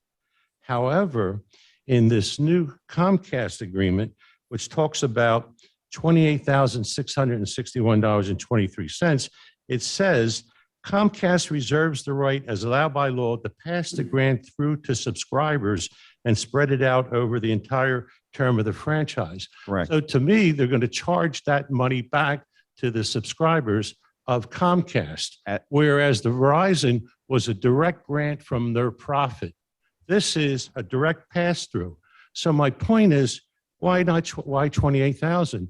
Why not 38,000? Why not 60,000? It doesn't cost Comcast a penny because they're putting it back on the subscribers. So if we determine that we need new HD equipment, new cameras and things like that, it says the total amount identified by the township in its pay needs assessment. Yep. Now, That assessment came in at $57,000. okay, so why didn't we negotiate 57,000? Because why shouldn't they give that to us? Because they're not paying for it.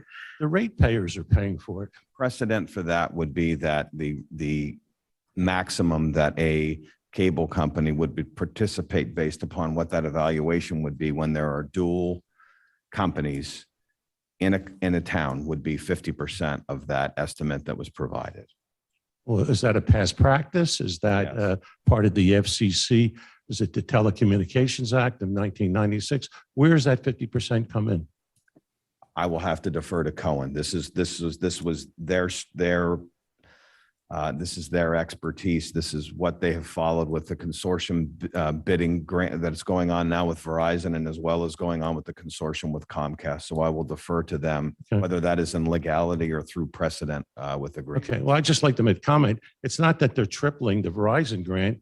I think the Verizon grant, again, was a direct grant and not from the ratepayers. They're just passing this through. Also, when it talks about providing the PEG agreement, which is public access, education, and government channels.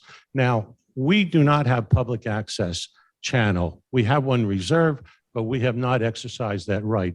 And there's reasons for that, because over the years, the discussion was what kind of content should be on there. Should there be censorship? Should there be all kinds of extreme political views? Who would determine that? Would there be a separation of church and state? So we never got into the business of public access. However, Comcast does provide education and the government services. Now, the government, it says that they will provide free service to public buildings, including the municipal buildings, schools, fire companies, public works buildings, water and sewer authorities. Now, they enumerate which ones they're going to provide, and they have excluded the community center / senior center. Also, Makefield Highlands Golf Course. How come they're not included? They are publicly owned by the township. I'll have to defer to the attorneys for that on why those would have not been included. Okay, I could venture a guess, but I don't want to. Okay, well, I think they should, so you could please note that they are municipal buildings and they should have the opportunity to avail themselves of, I know Verizon provides it to them, well, not to the new community center, but to the golf course, because community center wasn't around. I'd like to make another comment.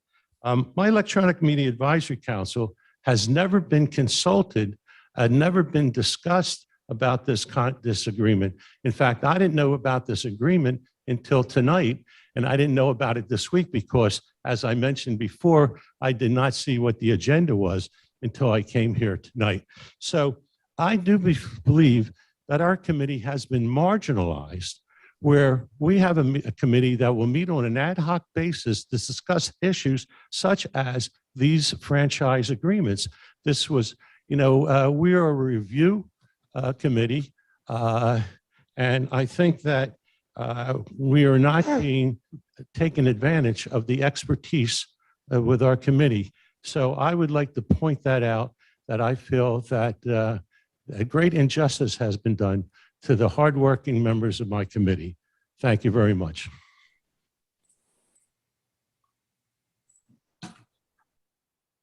No other public comment in the room. Is there any public comment on the line? No public comment online. Okay. Thank you. So then, Kurt, the next step then would be another presentation and as you outlined in the beginning, the publication of an ordinance, et cetera, et cetera. Another presentation, if the board would like to have a public presentation for me to ask Mr. Roberts to attend a meeting, if that would be the choosing of the board. Okay. And I will, I think it's important to get clarification on a couple of those specific issues that Mr. Rubin had raised regarding legality or precedent regarding splitting the costs of the estimated upgrades to the system that we had provided, and as well questioning about the distinction between, if any, to the community center and to the golf course. Thank you. Kurt, yeah, I'm especially interested in the community center because I think we may at some point have to use that for similar meetings like this at some point, and it would be nice to have that as an option if possible for our residents, if it's at all possible. Yep. Hadn't thought of that. Thanks.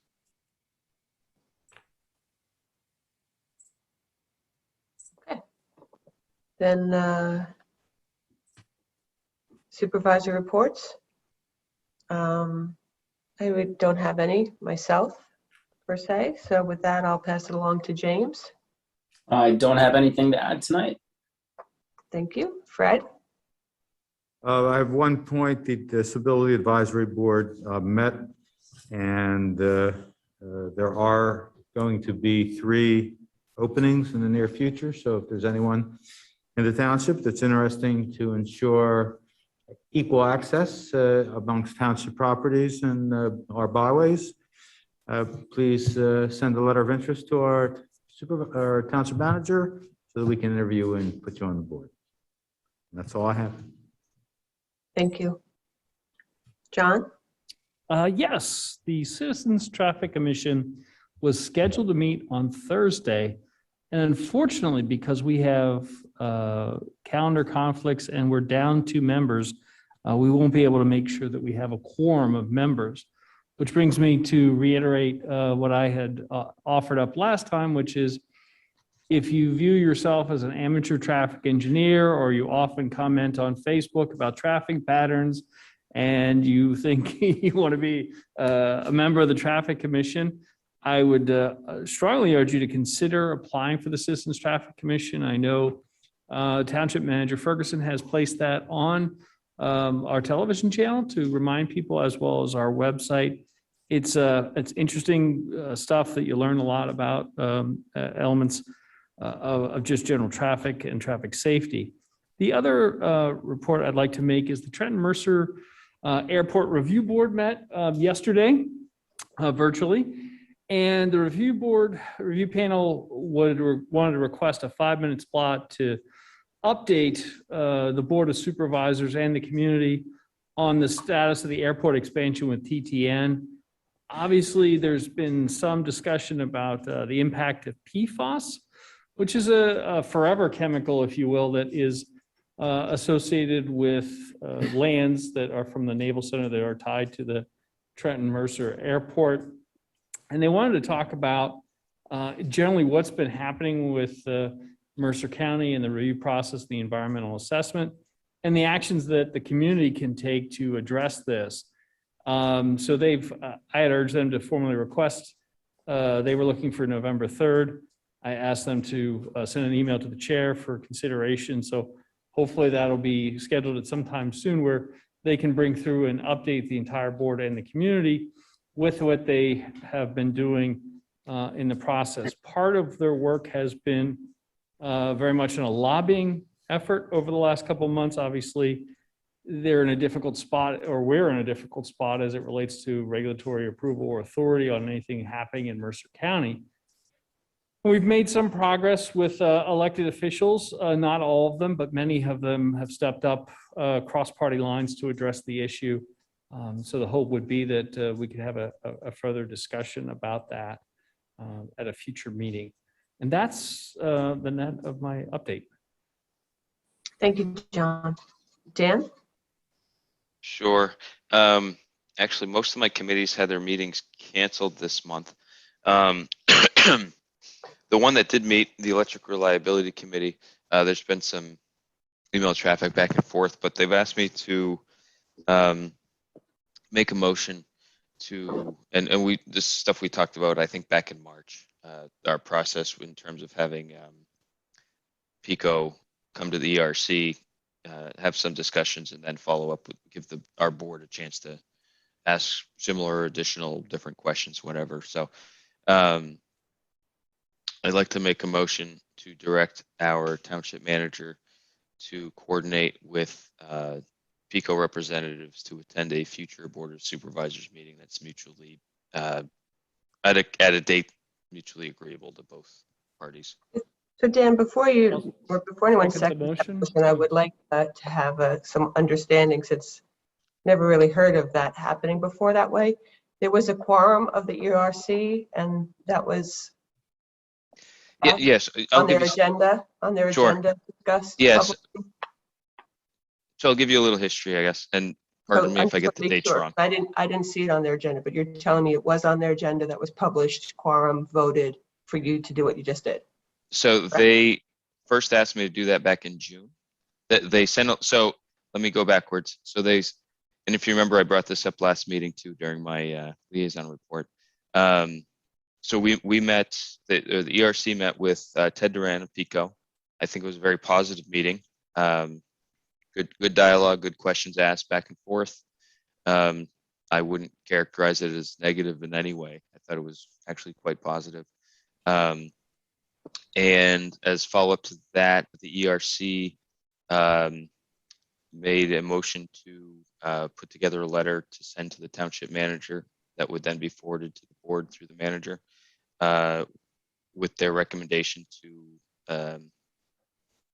invite, whether it's Mr. Duran or someone else from PICO, to a meeting with the Board of Supervisors to have follow-up questions, question and answer period, whatever format they had recommendations on formats and whatnot, but that's genuinely up to us, I would say. That letter was sent June or July, I believe. I don't have it in front of me at the moment. I think I probably mentioned it a couple times during liaison meetings that the letter I didn't make a motion like this, but their meeting this week, they asked that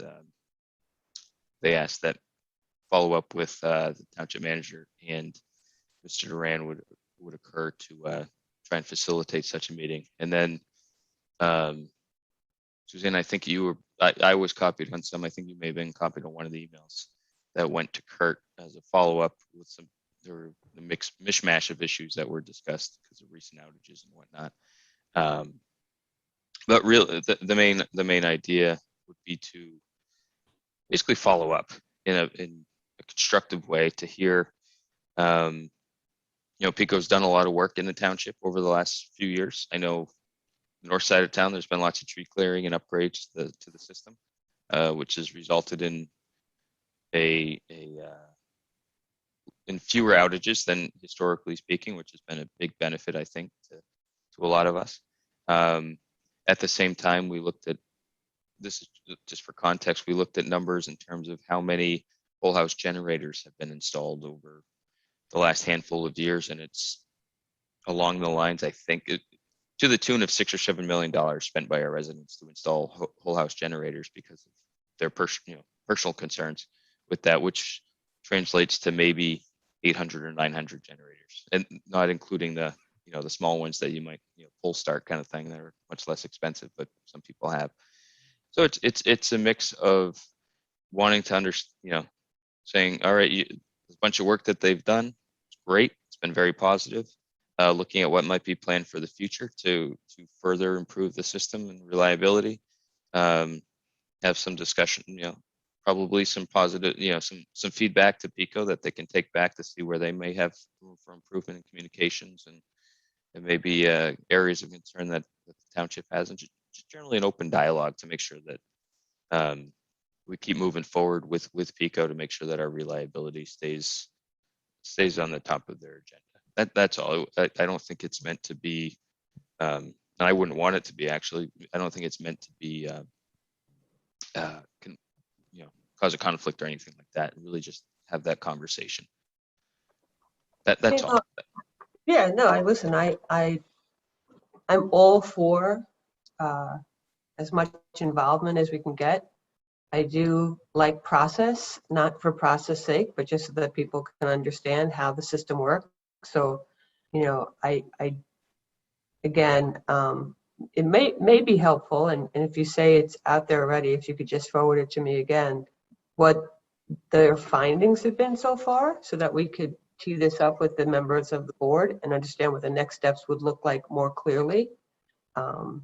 So. Kurt, have you distributed that letter to the board? Which one? If he has, if you have it, Dan, you could just send it to me. I'm looking for it right now. Yeah. I'm sure I have. That was the one from June. You don't have to do it right now, but that would be understand. grand. No, I understand. I just don't want to lose my train of thought. No, I can do that. That's fair. Yeah. And then we'll talk about the next steps. As we've alluded, well, we didn't allude, we actually said, right, the November 3rd meeting is going to be a budget presentation, as well as all the regular business that we have to take care of. I suspect that's going to be a very busy night. So happy to see where we can slot these two different things in, if that's the will of the board. Great. So with that, you can. Mr. Pedowitz has a comment, I think. There's an open motion on the floor. Yeah, there's a motion, yeah. I mean, Mr. Grenier and Mr. Lewis made the second of the motion, so. Oh, okay. Thank you. Should we have to take public comment on the motion? How about supervisor comment? Oh, yeah. Sure. I thought, yeah, sure. Thank you, Fred. Since the motion's been made, I'm kind of flummoxed because even though I know that there's been a request, I'm still trying to understand the need for PICO to come before the board once again to tell us the same things we've heard over the years. Now, I know that PICO has come to the committee and gave a presentation recently. I'm just wondering, we've never actually heard a detailed report from that presentation. Was there anything that came out from that committee, Dan? Or from that presentation at the committee? Yeah, that's the letter that Suzanne's referencing that they sent to Kurt to send to our board. Was there a other than meeting from the board for the board? No, I understand. To deliberate on an issue, to get some kind of clarity on consensus of a direction where we want to go. I saw the letter, but is what I'm trying to get in my mind did that presentation precipitate more questions that the committee wants to recommend to the board? I didn't see that in the letter. So, I mean, I don't know if you even saw the letter. So, the question is, does the committee have any specific recommendations for the board so that when we do hear from PICO, we have some kind of direction? My short answer is yes, Fred. I can't enumerate them all to you right now because I'm looking for the letter. There's also meeting minutes that go into more detail that when I pull all those up, I can package them up and send them to the board for review and discussion. I mean, I have no problem listening to another presentation from PICO, but one of the reasons why we had this committee is so that we can get some direction from the board, so the board can get some direction from the committee after listening to PICO. So if there's a need to bury more cable, if there's a need to strengthen, upgrade transformers, or there's some weakness in the grid in our area that the township needs to address with Pico. I don't know if it's yet, we're ready yet to listen to Pico, because I don't, after 4 years of listening to these types of presentations, I don't know if I have, there's nothing right now that I see that I need to know. I don't even know if there's anything out there that I can even start an educated discussion. So my recommendation is for the committee to gel some kind of recommendation to the board so that we can ask at least the right questions if they're going to come to us and make a presentation, if you're following what I'm saying. Suzanne, if I may, I will say that part of the emails back and forth, I had asked the chair, I'm sure if several of you that were in that emails, what I was trying to get at was if we're going to ask Picos for something, what is it we want? And the chair of that committee, John, sent me sort of a detailed outline of some things that he felt would be relevant that I'm happy to forward to all of you that he sent me. I think he was in California and he sent me, it must have been Monday or Tuesday. So I will forward that to all of you to see what he had to say. They also did, John had also forwarded me some details about recent outages that have been forwarded to Pico for review that I will be getting back to the committee that the committee had outlined. So, and I did speak with Pico representatives about that they had that. So, but I will send to you all what Mr. Kingham had sent to me regarding their interests, and you can all determine whatever you will with that. And This is where I would just want to jump in that they're probably in California because Mrs. Kingman is a Stanford grad, and Friday night, Cal Bears takes on Stanford in the senior night game where we will take down the tree. Go ahead, John. Well, I don't have a particular pick in the Stanford Cal game. I do know that this has been a longstanding issue because I'm pulling up emails from December of 2020 where the electrical liability is asking for information on Pico's ongoing long-term infrastructure improvement plan. And I think for a lot of folks, this isn't necessarily about vilifying Pico per se. It's really about uncovering the sort of approach that they've taken. And really, they have some things that they can be justifiably proud about that they should tout.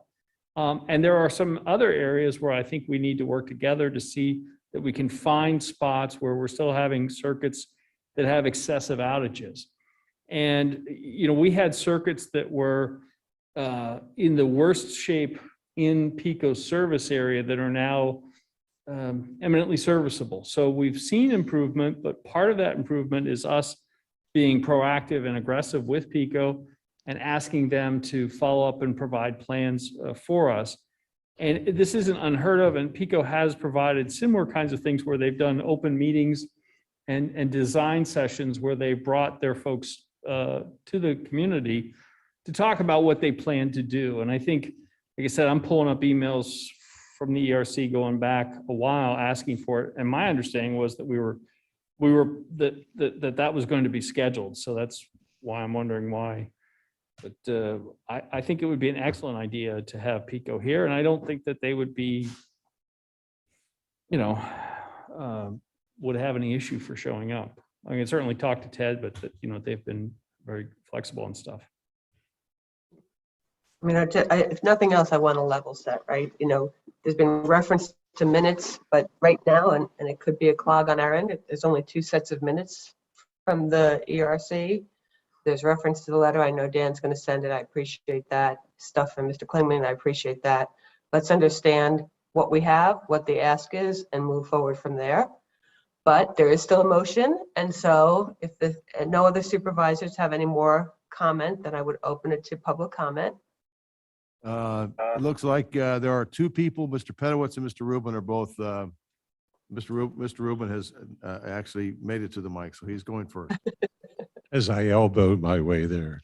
Zachary Rubin, 1661 Covington Road. In our new franchise proposed agreement with Comcast, Section 3, 3.12 talks about tree trimming.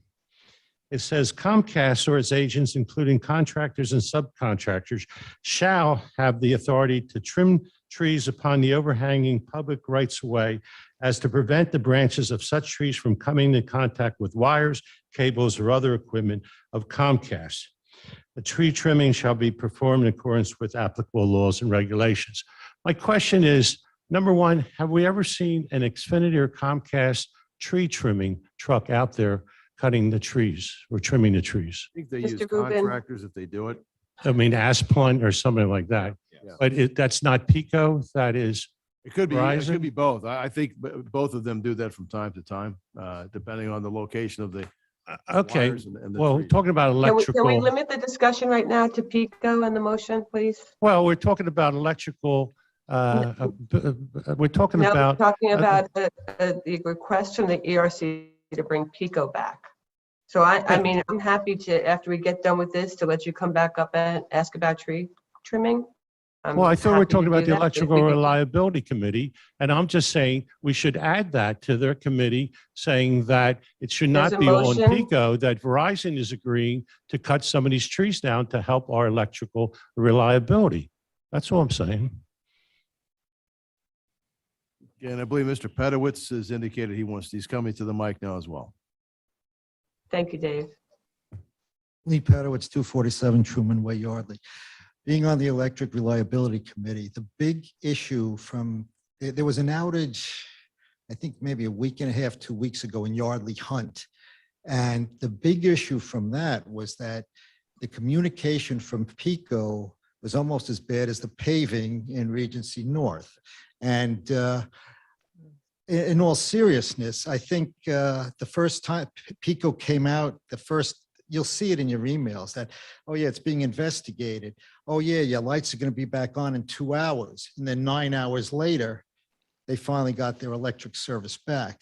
And from what I understand, the extent of the repair was they actually took a cable. There was a cable failure, and they took a replacement cable and laid it in the street to bypass the failed section.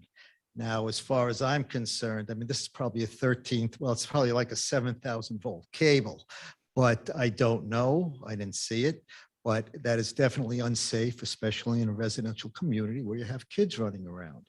I think having Mr. Durand, with all due respect, we've had him and he's a public relations person. We should have a technical guy who can come out and say, yeah, the cables in Yardley Hunt, they were buried, they're direct buried, they don't go through conduit, they're just direct buried. Okay, they're 30, 40 years old, the insulation breaks down, and let him say what Pico is doing about it, because they're just gonna have continually having failures. And to repair underground cables, it's not cheap, and it's a pain in the rear end. But the big thing was, Pico does not have a good communication system to its customers. And the meetings we've had with Durand before, he said, yeah, they're working on improving it, but obviously they're not. So I would think if Mr. Durand and somebody from their operations end or an engineer who could come in with him and maybe even give a little talk about the technical things, like somebody will say, okay, my lights were all out for 15 seconds. They consider it an outage. That's the way the system's designed. And, that's, I think, what we're going into it. Because I think the Electric Reliability Committee, we're kind of at the end of our rope because we've dealt with Pico, trying to get them here in front of the board, and we just don't know where to go from here.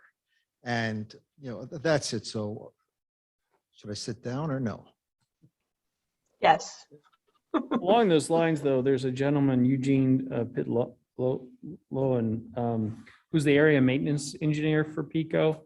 He could provide some of that additional information that I think would be helpful for the board. And also, again, Pico would certainly have the option, if this is such an issue, they could certainly run a separate community forum where they could talk about these issues. But, obviously, we prefer to have it here. Yeah, and because I think, in my experience, coming from Long Island, the old Long Island Lighting Company and its successors, they did a terrible job of notifying the customers. And you know what? The Public Service Commission kept beating on them. And I'm still not sure it's any good, but they did make progress. And I don't know if it would take contacting the PUC, but I think coming before the board would be the best first step.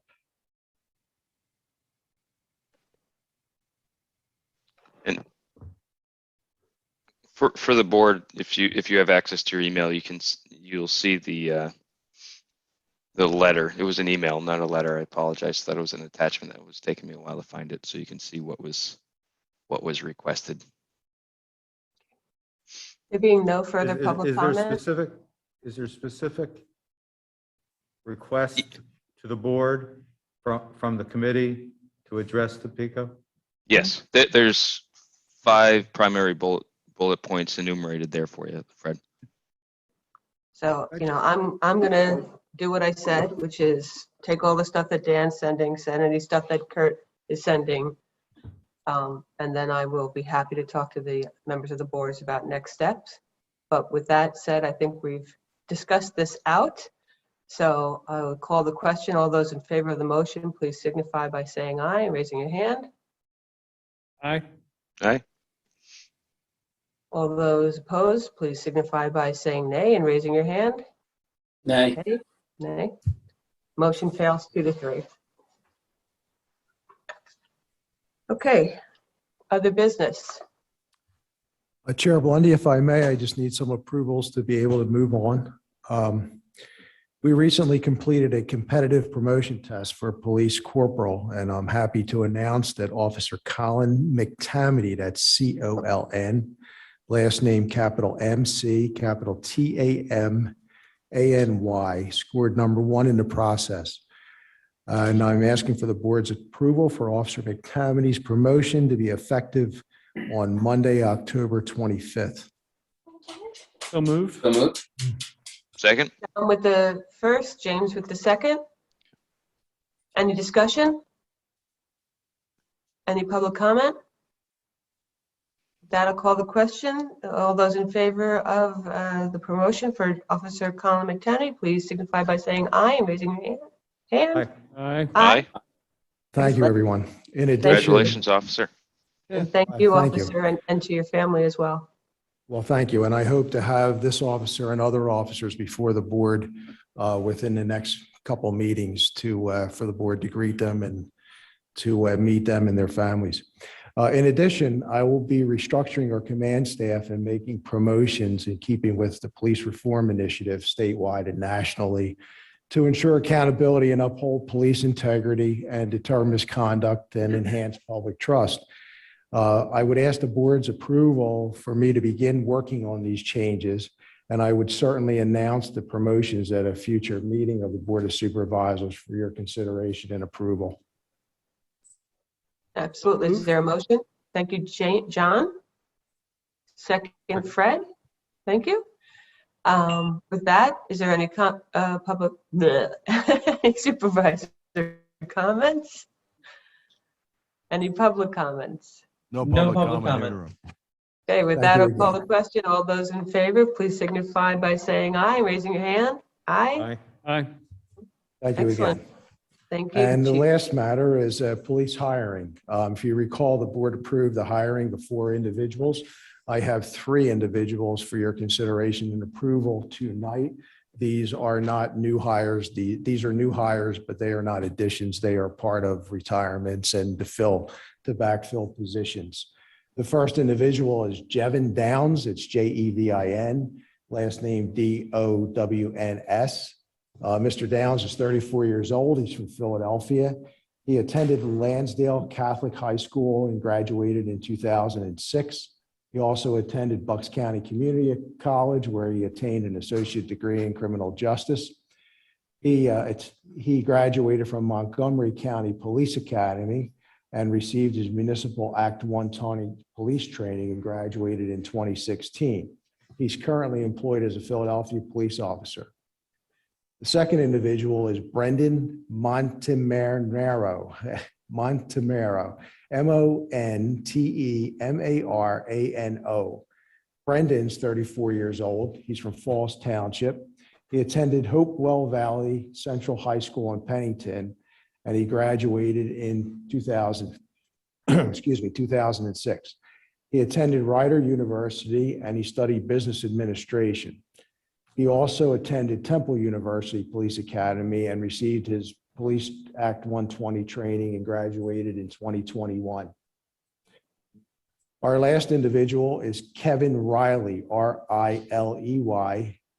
Kevin is 35 years old. He's from Levittown, PA. He attended Abington Senior High School and he graduated in 2004. Kevin attended Montgomery County Police Academy and received his Act 120 police training in 2015. He is currently employed as a part-time Bucks County Park Ranger. So I would ask your approval for the hiring of these three individuals and the hiring date to be within the next 3 weeks falling on the next pay period of the township. Do I hear a motion in support of the hiring of Officers Downs, Officer Montemonaro, and Officer Riley? So moved. Second. If I could just Thank make a you, Dan. comment, I was communicating with the chief because of Act 65, the Sunshine Act. These are conditional hires, which I'm sure that we'll go through, but I've talked to Kurt. We will get these on the agenda to officially hire at the next meeting as well. Well, I don't know if I was clear or not, but they are definitely completed their back. Oh, they completed, okay. investigation. They're completely, yes. So we'll ratify at the next meeting, just so the minutes are clear. Yeah. Perfect. Yeah. So And- it doesn't mean you don't make the motion tonight, but we'll just make sure that's in the minutes next time too. Okay, and just so that, Janelle has it, that was a motion from Dan with a second from Fred. Any conversation, any discussion? Any public comment? Suzanne, can I ask Chief one quick question? Sure. Chief, how are we doing in terms of overall numbers of officers and staff to be sort of fully staffed up as a police force? Well, we have an officer right now that's injured off duty and he's not available. And we have one more hire that we actually had 4 individuals. One did not pass his background. So we still have an opening for one. We still have one more. Okay. Thanks, Chief. So do I call the question now? All those in favor of the motion, please signify by saying aye and raising your hand. Aye. Aye. Okay, motion carries 5-0. We'll do that technical ratification next week on next December 3rd's agenda, which just Thank keeps you. getting bigger and bigger. Thank you. All right, with that, if there's no other business, we're on to agenda item 18, appointments to boards and commissions. Is there a motion related to Mr. Jim Scott? I'll make a motion to appoint James Scott to the Ad hoc Property Committee. Thank you, second Fred. that. I think I heard John first, so any discussion? Any public comment? That'll call the question. All those in favor of the motion, please signify by saying aye and raising your hand. Aye. Aye. Motion carries 0. Thank you, and thank you, Mr. Scott. And with that, there being no further business before the board, this meeting is adjourned. Everyone have a healthy and happy rest of October, Halloween, Election Day, my birthday. See you all soon. All right. Thanks. 29.